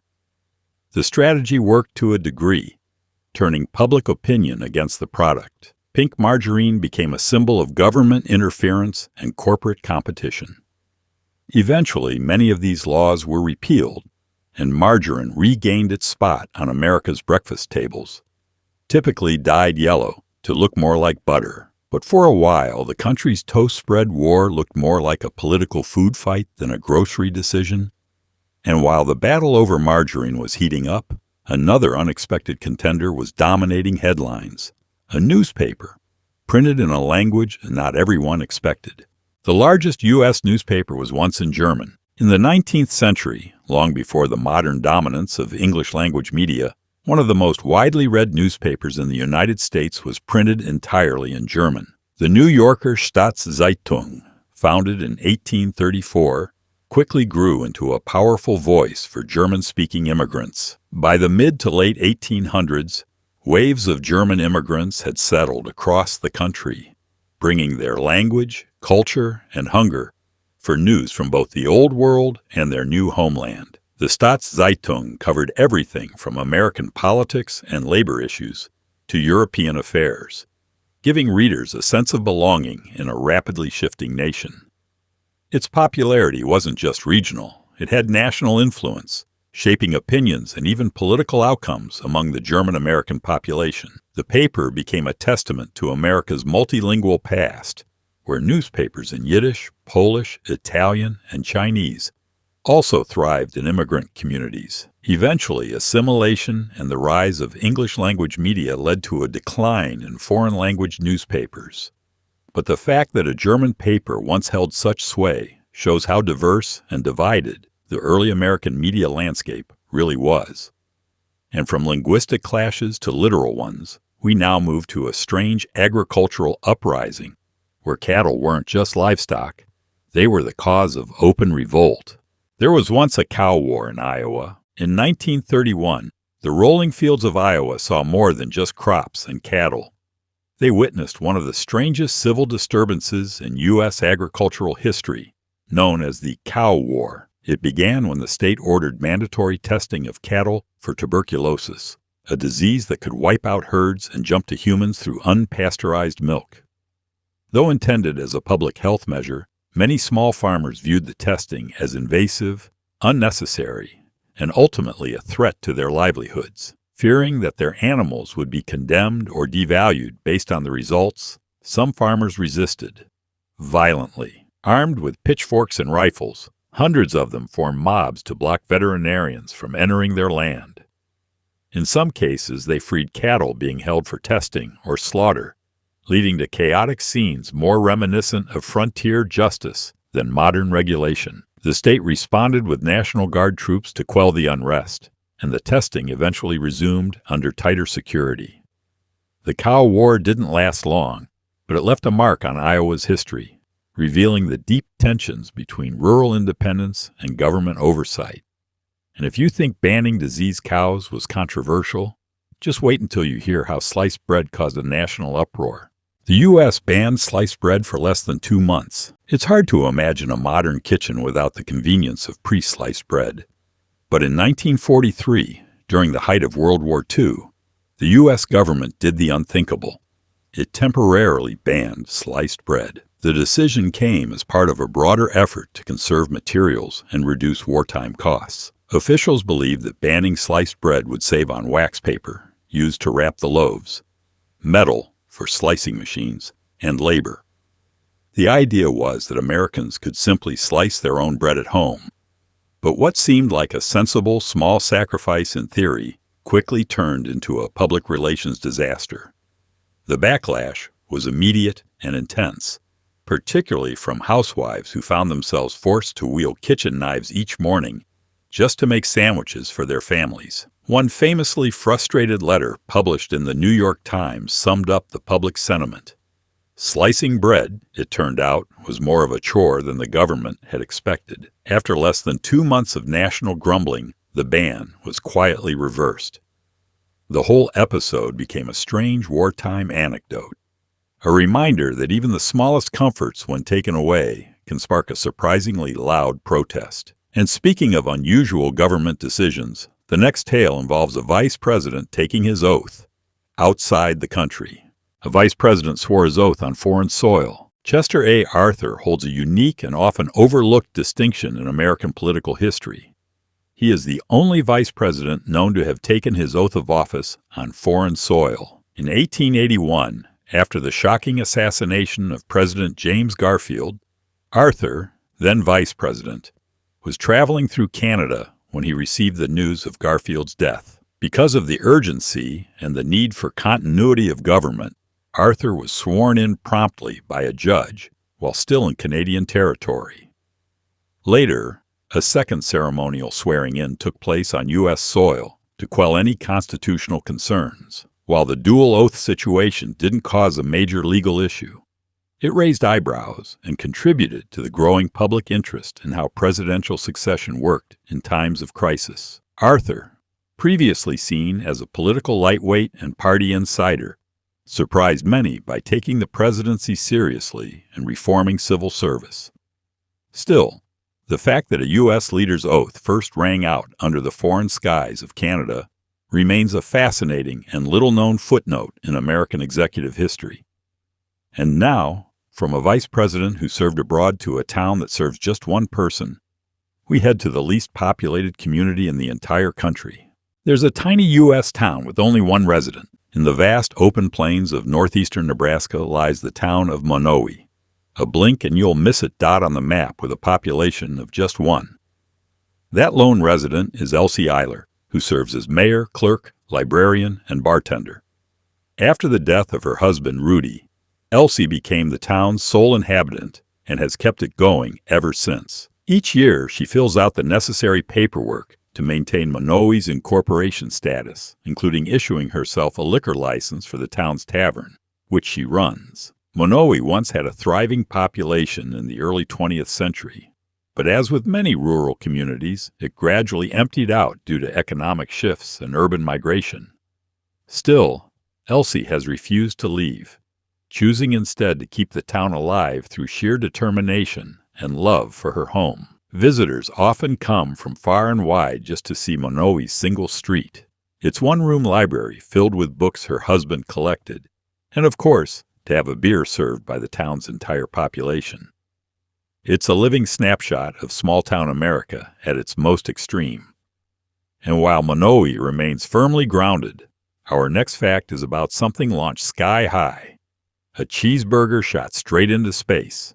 The U.S. sent a cheeseburger to space. In 2016, a group of creative students from Minnesota launched one of the most absurd yet oddly patriotic payloads ever to enter the stratosphere, a McDonald's double cheeseburger.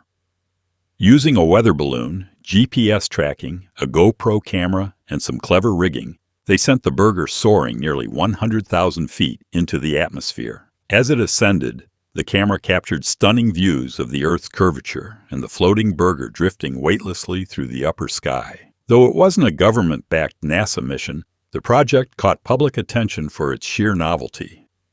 The cheeseburger was later recovered in a cornfield about 130 miles away from the launch site, still intact, though frozen solid, from the sub-zero temperatures at high altitude. The stunt was done more as a mix of scientific curiosity and humor than any formal experiment, but it ended up serving as a fun and surprisingly successful demonstration of amateur space exploration. It was a quirky reminder that sometimes American innovation doesn't require billion-dollar rockets, just a balloon, a fast food icon, and a good sense of fun. And while that launch aimed to entertain, another American icon once used cartoons for a more serious purpose, winning hearts and minds during wartime. During World War I, Disney made propaganda films. Walt Disney Studios wasn't just producing fairy tales and fantasy during World War II, they were actively contributing to the war effort. Shortly after the attack on Pearl Harbor, Disney offered the full resources of his studio to the U.S. government, producing over 30 animated propaganda films. These short films were used to educate soldiers, rally public support, and encourage behaviors like buying war bonds and paying taxes. Characters like Donald Duck were transformed into unlikely wartime spokesmen. In Der Führer's face, Donald finds himself trapped in a surreal Nazi nightmare, helping drive home the horrors of fascism while entertaining American audiences. The animation studio also created instructional films for military use, such as how to maintain equipment or spot enemy aircraft. The government paid Disney a nominal fee, just enough to cover costs, so that the studio could keep its doors open during lean economic times. This collaboration showed how entertainment and messaging could work hand in hand in times of national crisis. Disney's wartime contributions remain a lesser-known but important part of its legacy. And while Donald Duck was helping fight fascism, another president of the era was having trouble with something far simpler: talking on the telephone. A U.S. president hated the telephone. In an age when instant communication was becoming the norm, Calvin Coolidge, the 30th President of the United States, stood in stark contrast. Known for his quiet demeanor and famously few words, Coolidge had a deep dislike for one of the 20th century's most transformative inventions, the telephone. Despite having access to the best communication tools of his time, Coolidge reportedly avoided phone calls whenever possible. He preferred written memos or face-to-face conversations, seeing the telephone as a disruptive and overly casual way to conduct presidential business.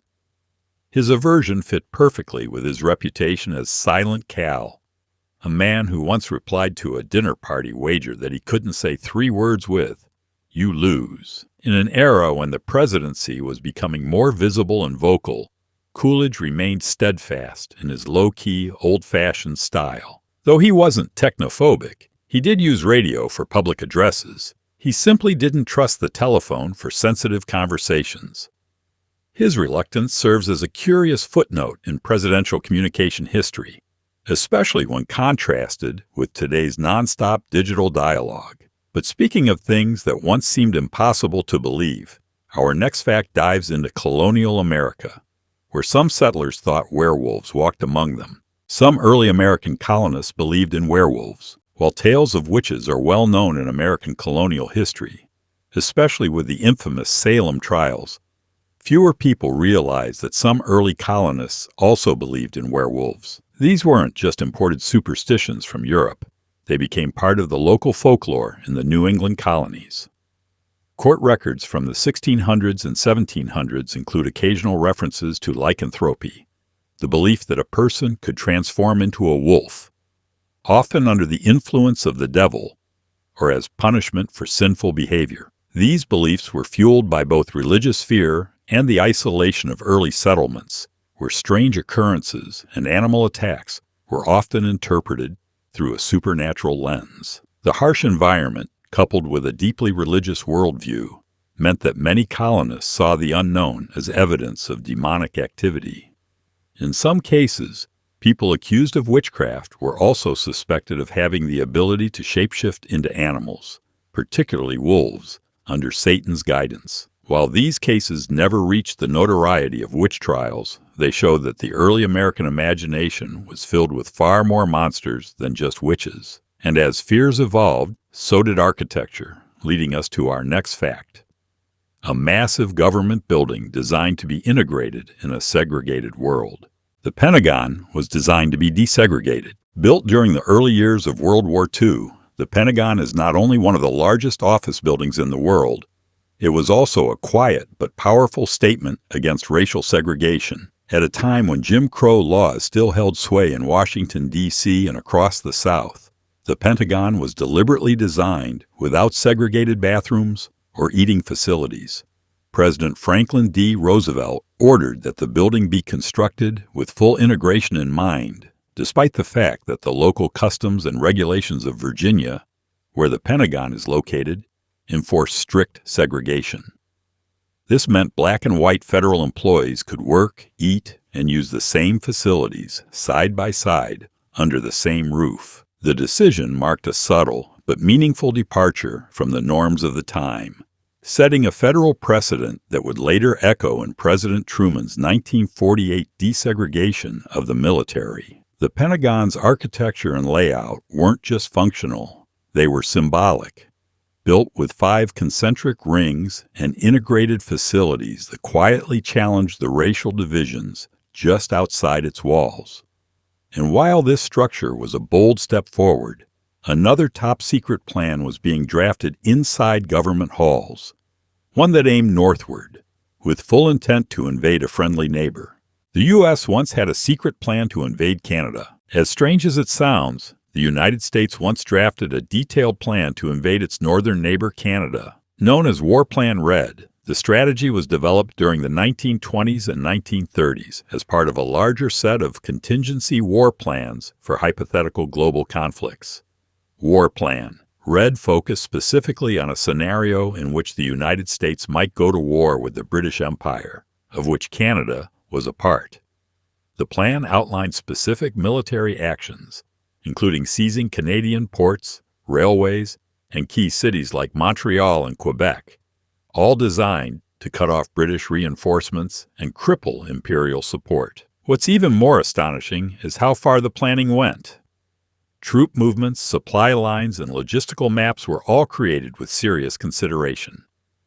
Of course, the plan was never enacted, and by World War II, the idea of conflict between the U.S. and Britain had become politically obsolete. Today, War Plan Red reads like an absurd relic of military paranoia, a time when even friendly nations were viewed through a lens of potential conflict. And while that plan stayed theoretical, our next fact takes us to an actual film, one of the very first moving pictures ever made, all about something as mundane as a sneeze. The first American motion picture was about a sneeze. In 1894, at the dawn of moving pictures in the United States, the Edison Manufacturing Company produced what is now considered the first American motion picture, a 5-second film titled Fred Ott's Sneeze.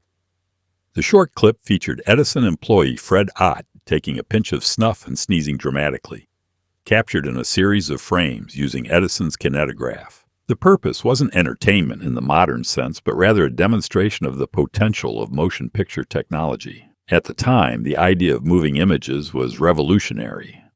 People were still getting used to photography, so the ability to watch someone sneeze in motion, even for just a few seconds, was astonishing. The film was later used to illustrate an article in Harper's Weekly about Edison's latest inventions, and over time it became an iconic piece of media history. Though barely longer than a hiccup, Fred Ott's sneeze opened the door to a new era of storytelling, entertainment, and visual culture that would change the world. And while early films were exploring the everyday, America's wartime communications would soon rely on something far more mysterious.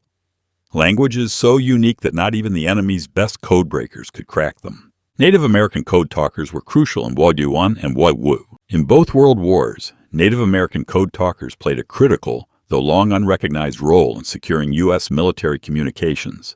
During World War I, Choctaw soldiers were among the first to use their native language to transmit battlefield messages, confusing German intelligence teams that couldn't make sense of the unfamiliar sounds. The success of that operation led to a more formalized and widespread program in World War II, when the U.S. military recruited speakers of Navajo, Comanche, and other tribal languages to serve as code talkers. The Navajo code talkers, in particular, developed an entire coded system based on their language, creating words for military equipment, tactics, and locations that had no direct translation. The result was an unbreakable code that allowed American forces to communicate securely, even under the most intense conditions in the Pacific Theater. Japanese forces, known for their skilled cryptographers, were never able to decipher the Navajo code, making it one of the most secure communication systems of the war. For decades, the work of these code talkers remained classified, and their contributions went largely unrecognized. Today, they are honored as unsung heroes who helped turn the tide of war. And while they guarded secrets in battle, the next fact explores an American sports event that started with almost no fanfare, just empty seats and a whole lot of history. The first Super Bowl was only half full. Today, the Super Bowl is one of the most watched and most expensive sporting events in the world, but it wasn't always that way. The very first Super Bowl, held on January the 15th, 1967, at the Los Angeles Memorial Coliseum, had no instant cult status. In fact, it didn't even sell out. Despite being a matchup between the NFL's Green Bay Packers and the AFL's Kansas City Chiefs, more than 30,000 seats remained empty in a stadium that could hold over 90,000 fans. Tickets cost around $12, and many Angelenos simply weren't convinced the game was worth the price. Even the television broadcast reflected the uncertain status of the event. It aired on both CBS and NBC, since the two leagues hadn't yet merged into the unified NFL we know today. The halftime show wasn't a star-studded affair either. It featured university marching bands and a few stunt performances. Still, the Packers' victory marked the beginning of what would become an American institution. Over time, the Super Bowl evolved into a spectacle of advertising, entertainment, and massive viewership. But its humble beginning reminds us that even the most iconic events often start off quietly, before becoming national obsessions. Up next, witches, warlocks, and IRS audits. The IRS has a handbook for dealing with witches. As strange as it may sound, the Internal Revenue Service, IRS, once had official guidelines for handling the taxation of witches, warlocks, and occult practitioners. This wasn't satire or urban legend. It stemmed from the very real need to define and regulate income derived from spiritual services. During the 1960s and 1970s, when alternative religions and New Age practices gained popularity in America, a growing number of self-proclaimed psychics, mediums, and witches began offering their services for a fee. These services included tarot readings, seances, astrology consultations, and spiritual healing. Naturally, the IRS took notice. The agency's position was straightforward. If you earn money, it's taxable, no matter how magical the source may seem. A witch could write off candles, crystal balls, or other mystical tools as business expenses, just as a plumber might deduct the cost of a wrench. There were even audit guidelines advising IRS agents on how to approach and classify income from these services. The IRS didn't recognize religious exemptions for witches unless they were part of a formally organized and registered religious group. This quirky corner of the tax code became a symbol of both bureaucratic thoroughness and the weird, wonderful flexibility of the American tax system. And while taxes might be eternal, some wartime tools were designed for very temporary use, like playing cards that could help soldiers spot enemy tanks. U.S. soldiers once used playing cards to identify tanks. During World War II, U.S. soldiers needed to quickly recognize friend from foe on the battlefield. To aid in this, the military developed an ingenious tool: standard playing cards that doubled as visual identification guides. These cards featured the silhouettes of various Allied and Axis tanks, aircraft, and other vehicles printed on their faces. A soldier playing poker during downtime could simultaneously be learning how to distinguish between a German Panzer and an American Sherman. This clever blend of utility and leisure wasn't just a novelty. It was an effective way to help young, often inexperienced troops retain critical visual information. The cards were compact, easy to distribute, and ideal for idle moments in the trenches or camps. Different editions were made depending on the theater of war, including specialized sets for the Pacific and European fronts. It's a great example of how the military found practical uses for everyday items, turning casual entertainment into survival training. Even decades later, similar identification decks were reissued in various forms. But if you think tank spotting cards are odd, wait until you hear about the American who decided aliens might want a home and built a UFO welcome center just in case. One state has a UFO welcome center. In the small town of Bowman, South Carolina, one man's obsession with extraterrestrials turned into a decades-long construction project that now stands as one of America's strangest roadside attractions, the UFO Welcome Center. Built entirely by hand by local resident Jody Pendarvis, the structure is a bizarre two-story spaceship made from scrap metal, wood, satellite dishes, and other salvaged materials. Its purpose? To serve as a landing pad and hospitality hub for alien visitors. Pendarvis designed the center to be inviting, complete with a stairway, control room, and even sleeping quarters, just in case ETs decide to stay the night. The quirky building is open to curious earthlings, too. Over the years, it's become something of a cult destination for UFO enthusiasts and offbeat road trippers. Jody himself acts as both tour guide and ambassador, ready to share his beliefs about alien life and the need for interstellar diplomacy. Though the site has received media attention and plenty of puzzled visitors, It remains unofficial and entirely self-funded. It reflects a peculiar blend of Americana, belief, and DIY spirit. And speaking of odd American trends, nothing says mid-century class like the jiggling elegance of a once sophisticated dessert. Jell-O. Jell-O was once a symbol of sophistication. Before it became the wobbly punchline of potlucks and school cafeterias, Jell-O was considered the height of American culinary sophistication. In the 1950s and early 1960s, Jell-O was marketed not just as a dessert, but as an artistic centerpiece worthy of the finest dinner tables. Cookbooks from the era are filled with elaborate gelatin molds shaped like flowers, fish, or rings, often layered with canned fruit, marshmallows, shredded carrots, or even tuna. Hostesses took pride in presenting their molded creations at luncheons, showers, and church socials. This phenomenon wasn't accidental. Jell-O was one of the first food brands to use aggressive and clever marketing, including sponsoring television shows and distributing branded recipe books. The image of the perfect suburban homemaker went hand in hand with pastel-colored molds sitting proudly in the refrigerator. What made it appealing was its affordability, vibrant colors, long shelf life, and the sense of modernity it conveyed. It wasn't just food, it was flair. Over time, tastes changed, and Jell-O lost its upscale status, fading into kitsch. But for a shining few decades, it was a shimmering badge of domestic glamour. Speaking of glimmering innovations, the next odd fact takes us to the White House, the first to glow with electric light. Benjamin Harrison was the first president with electricity. When Benjamin Harrison took office in 1889, America was on the cusp of technological revolution.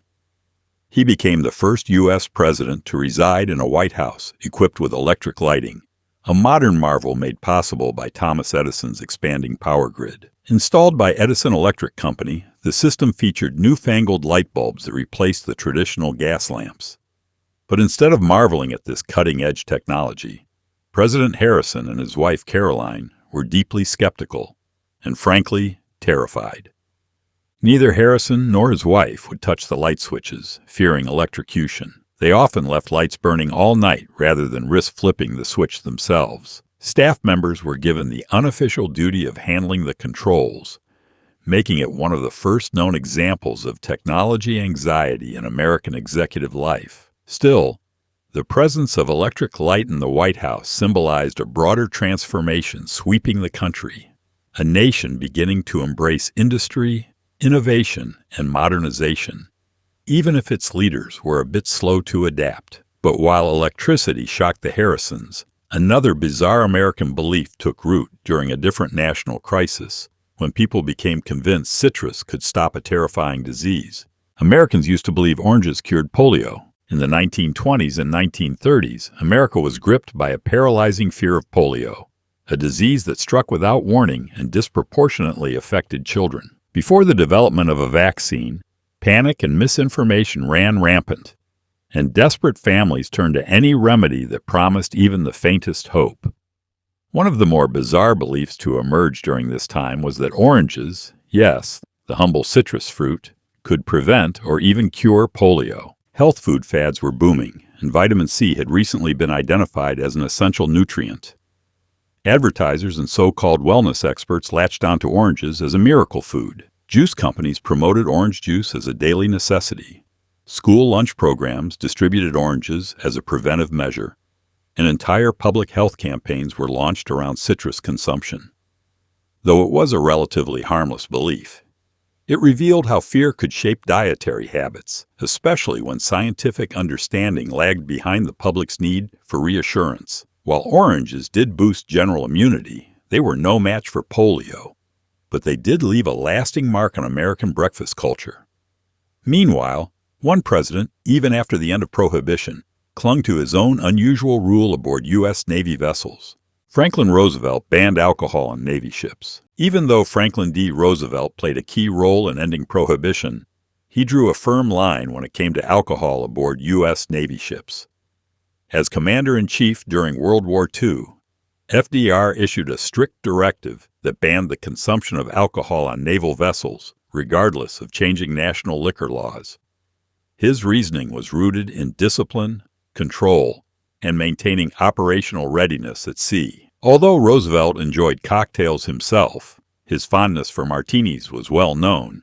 He believed that military environments required a different standard. The policy wasn't new, but Roosevelt reinforced it during a time of growing tensions and increasing global conflict. Navy ships became officially dry zones, with sailors restricted to soft drinks and coffee. This regulation stood in stark contrast to other Allied navies, like the British Royal Navy, where the daily rum ration was a long-standing tradition. Roosevelt's no-alcohol stance helped shape the culture of the U.S. Navy and carried over into post-war military norms. Ironically, while booze was banned, chocolate, cigarettes, and even Coca-Cola were mass-distributed to boost morale. It was one of many paradoxes of wartime leadership.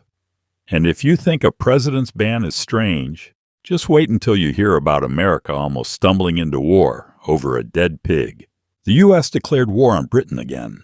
Sort of. In 1859, tensions between the United States and Britain nearly reignited over a pig. Known as the Pig War, this odd diplomatic conflict began on San Juan Island, a disputed territory between the U.S. and British Canada. The crisis started when an American settler, Lyman Cutler, shot a British-owned pig that had wandered into his garden and rooted through his potatoes. The pig's owner, an employee of the Hudson's Bay Company, was furious and demanded compensation. When Cutler refused, British authorities threatened to arrest him, prompting American military forces to send troops to protect him. Soon, both sides had warships and armed troops facing off across a narrow strait, ready to fight over this single pig's death. For months, the standoff continued, with commanders on both sides exercising restraint and waiting for orders from Washington and London. Cooler heads eventually prevailed. Kaiser Wilhelm I of Germany was asked to mediate the dispute, and his ruling in favor of the U.S. helped settle the boundary issue. Amazingly, no shots were fired, aside from the original one that killed the pig. It remains one of the strangest near wars in U.S. history. Yet from pig-fueled conflicts to lunar souvenirs, the next fact takes us from mud to moon dust. There's a tiny piece of the moon in the White House. Tucked away inside the White House is something truly out of this world, an actual fragment of the moon. This small lunar rock was gifted to the United States by NASA following the Apollo missions, particularly Apollo 17, the final moon landing in 1972. The rock sits in a special display near the Oval Office and symbolizes American achievement, exploration, and unity. Though it's tiny, roughly the size of a walnut, it carries enormous symbolic weight as a reminder of what the nation can accomplish through science, teamwork, and ambition. The rock was presented as part of the Goodwill Moon Rock program, which distributed pieces of lunar samples to every U.S. state and over 100 countries as gestures of international friendship. The fragment in the White House isn't just a token. It's part of a global legacy of peace tied to the space race. For presidents who walk past it daily, it's a quiet testament to an era when the impossible was made real. And just as the moon once felt impossibly far, the state of Maine once considered drifting far from the U.S., not to the stars, but to a new nation entirely. Maine once threatened to secede from the U.S. long before the Civil War and the South's secessionist movement. The state of Maine had its own moment of near-national divorce. In the early 1830s, during a tense border dispute with British-controlled Canada, Maine's leaders threatened to leave the United States altogether and join Canada if federal support didn't arrive. The conflict, known as the Aroostook War, was sparked by a disagreement over the exact boundary line between Maine and the British colony of New Brunswick. The area in question was sparsely populated but rich in timber, and both sides sent militias to assert control. While no actual battles broke out, the saber-rattling was intense enough that local newspapers predicted open war. Maine's government, feeling ignored by Washington, considered drastic measures to protect its land and interests.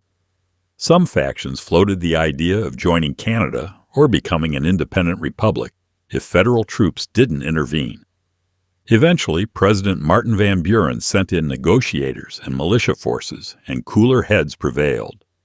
The dispute was settled diplomatically in 1842 with the Webster-Ashburton Treaty, which finalized the current border. Still, it's a strange footnote in American history. The state most associated with lobsters and lighthouses nearly became a Canadian province. Meanwhile, as Maine pondered rebellion, another group of thinkers banded together in secret, though their cause was scientific, not secessionist. There was once a secret society of inventors. In the 18th century, long before Silicon Valley and patent lawyers, a quiet club of brilliant minds gathered in London taverns to discuss electricity, air pressure, lightning, and human flight. Among them was Benjamin Franklin, who often crossed the Atlantic and joined like-minded innovators in a group called the Club of Honest Whigs. Though not exclusively American, this informal society included influential inventors, philosophers, and political thinkers from both sides of the Atlantic who shaped the Enlightenment and early modern science. Franklin, known for his curiosity and homemade experiments, found the group a fertile ground for exchanging radical ideas, many of which would later influence American society. These gatherings weren't clandestine in the sense of plotting revolutions, but their topics and theories often went far beyond mainstream 18th century thinking. The club's discussions ranged from electricity to medicine to meteorology, with a focus on practical innovation and collaborative inquiry. In a way, this society was the precursor to modern think tanks and research collectives. Their ideas rippled outward, fueling everything from the American Revolution to public libraries. But for all their lofty intellect, America's innovations haven't always been elegant, especially when a bomber mistakenly dropped a nuke on its own backyard. The U.S. accidentally bombed itself. In one of the most shocking and least discussed military mishaps in American history, the United States accidentally dropped a nuclear bomb on itself. The incident occurred in 1958 near Mars Bluff, South Carolina, when a B-47 bomber carrying a Mark VI atomic bomb experienced a routine flight gone horribly wrong. While flying over the area, the crew accidentally released the bomb due to a mechanical error. Thankfully, the nuclear core had been removed as a safety precaution. However, the conventional explosives inside the bomb were still live and detonated on impact. The explosion created a massive crater in the woods, destroyed a family's home, and injured several people, but spared the region from nuclear fallout. The accident sent shockwaves through the community and raised serious questions about the handling of nuclear weapons. Despite its severity, the event was downplayed by officials and received limited media coverage at the time. The family received compensation, but the story became a bizarre and chilling example of how close the U.S. came to self-inflicted disaster. It was a moment when Cold War paranoia nearly turned inward. And as Americans reeled from the close call, another inventor was preparing a device meant to humanely take life: the electric chair. A 19th century dentist invented the electric chair. The electric chair, one of the most iconic and controversial methods of execution in American history, was invented not by an engineer or a lawmaker, but by a dentist. In the late 1800s, Alfred P. Southwick, a Buffalo-based dental surgeon, was deeply troubled by the brutality of hangings, which were the standard method of capital punishment at the time. Inspired by a report of a man who died quickly after touching an electrical generator, Southwick believed electricity could offer a more humane and instantaneous alternative to hanging. He began experimenting on animals and later partnered with local officials and scientists to refine his method. By 1890, New York became the first state to adopt the electric chair, and William Kemmler became its first subject. However, the execution was far from smooth, requiring multiple jolts and leaving behind a gruesome scene that led many to question whether this new method was truly more merciful. Despite the controversy, the electric chair became the standard for executions in many U.S. states for decades to come. It symbolized the dark side of technological progress, where innovation was aimed not at preserving life, but ending it. And while Southwick's chair electrified the justice system, some remnants of another war still lie buried beneath American soil. You can still find World War II bombs in U.S. forests. During World War II, the Japanese military launched a little-known campaign called the Fugo Balloon Bomb Offensive. These hydrogen-filled balloons were equipped with incendiary and explosive devices and released into the jet stream, aiming to drift across the Pacific Ocean and cause chaos on the U.S. mainland. While most failed to reach their targets or fell harmlessly, a number of them did land and explode in American forests, fields, and even neighborhoods. Some caused small fires. One tragic incident in Oregon claimed the lives of 6 civilians, including children, making it the only wartime fatalities on the U.S. mainland during World War II. Amazingly, not all of these balloon bombs were found. Decades later, unexploded remnants have occasionally been discovered by hikers or forestry workers in remote areas, particularly in the Pacific Northwest. Military teams are sometimes called in to safely detonate or remove them. These silent, rusting relics serve as eerie reminders of a largely forgotten front in the war, one that reached far deeper into American territory than most realize. While most bombs remain buried, some presidential problems were equally hidden. Like one leader's deadly encounter with a fruit and dairy combo that proved too much to stomach. A U.S. president almost died from cherries and milk. On a sweltering July 4th in 1850, President Zachary Taylor attended holiday celebrations at the Washington Monument and indulged in what seemed like a harmless treat, a bowl of fresh cherries washed down with iced milk. Within hours, Taylor fell violently ill with symptoms that included stomach cramps, vomiting, and diarrhea. He died just 5 days later, sparking rumors and suspicions that linger to this day. At the time, doctors attributed his death to acute gastroenteritis caused by the combination of spoiled milk and overripe fruit, common sources of foodborne illness in the summer, before refrigeration was widespread. However, the suddenness of Taylor's death, combined with his opposition to the expansion of slavery into new territories, led to theories that he might have been poisoned by political enemies. In the 1990s, his body was exhumed and tested for arsenic, but no evidence of foul play was found. Still, the bizarre nature of his demise cemented its place in presidential lore. It remains a cautionary tale about how even the most powerful leaders can be brought down by something as simple and deadly as a summertime snack. And from food to fuel, the U.S. would later impose another strange limitation in response to a national crisis. America once had a national speed limit of 55 miles per hour. In the midst of the 1970s oil crisis, the U.S. government took an extraordinary step. It imposed a nationwide speed limit of 55 miles per hour.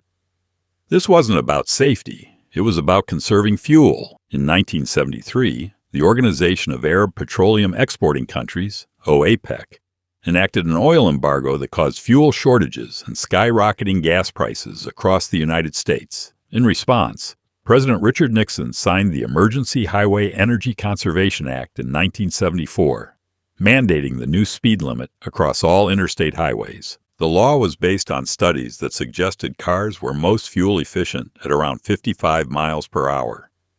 Though intended as a temporary measure, the restriction remained in effect for over 2 decades.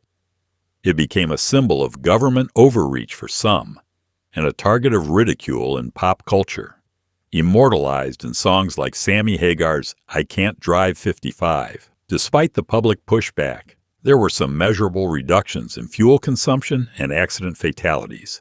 States began to rebel over time, and by 1995, Congress finally repealed the mandate, allowing each state to set its own limits again. But for 21 years, driving fast wasn't just dangerous, it was unpatriotic. And if you think that's odd, wait till you meet the Supreme Court Justice who moonlighted as a football legend. One Supreme Court Justice was nicknamed Whizzer. Before he ever wore a judicial robe, Byron Whizzer White wore cleats, and he wore them well. Long before joining the U.S. Supreme Court, White was a college football superstar at the University of Colorado. In 1937, he led the nation in rushing and scoring, earning the nickname Whizzer and becoming one of the most celebrated athletes of his time. He even played professional football for the Pittsburgh Pirates, now Steelers, and the Detroit Lions, all while being a Rhodes Scholar and future Yale Law graduate. Appointed to the Supreme Court in 1962 by President John F. Kennedy, White brought an unusually practical and often unpredictable voice to the bench. He was known for his moderate to conservative rulings and frequently wrote dissenting opinions that emphasized restraint and federalism. Though he distanced himself from his athletic past, the nickname Whizzer followed him throughout his life, much to his embarrassment. Still, few figures in American history have had such a strange dual legacy. Part legal scholar, part sports hero. And just when you think you've heard it all, the national anthem itself holds a final weird surprise, buried beneath its familiar verses. The U.S. national anthem has a secret third verse. Everyone knows the stirring opening of the Star-Spangled Banner, with its rocket's red glare and bombs bursting in air. But what most Americans don't know is that the anthem actually has 4 verses, and the third one is particularly controversial. Written by Francis Scott Key in 1814 after witnessing the Battle of Fort McHenry, the full poem that became the national anthem includes a stanza that reflects the bitter sentiments of war and national pride, but also veers into jarring language by today's standards. The third verse references the hireling and slave, which many historians interpret as a jab at the British forces, some of whom had freed American slaves to fight against their former masters. This line has led to modern debates about whether the anthem should still be sung in its entirety, or even replaced. The rarely sung stanza has become a flashpoint in discussions about race, history, and patriotism in America. Most performances skip past it entirely, focusing only on the first verse. But the fact that a hidden and controversial piece of the anthem exists at all is a fitting end to this list. Because in U.S. history, even the most patriotic symbols often come with strange, forgotten layers.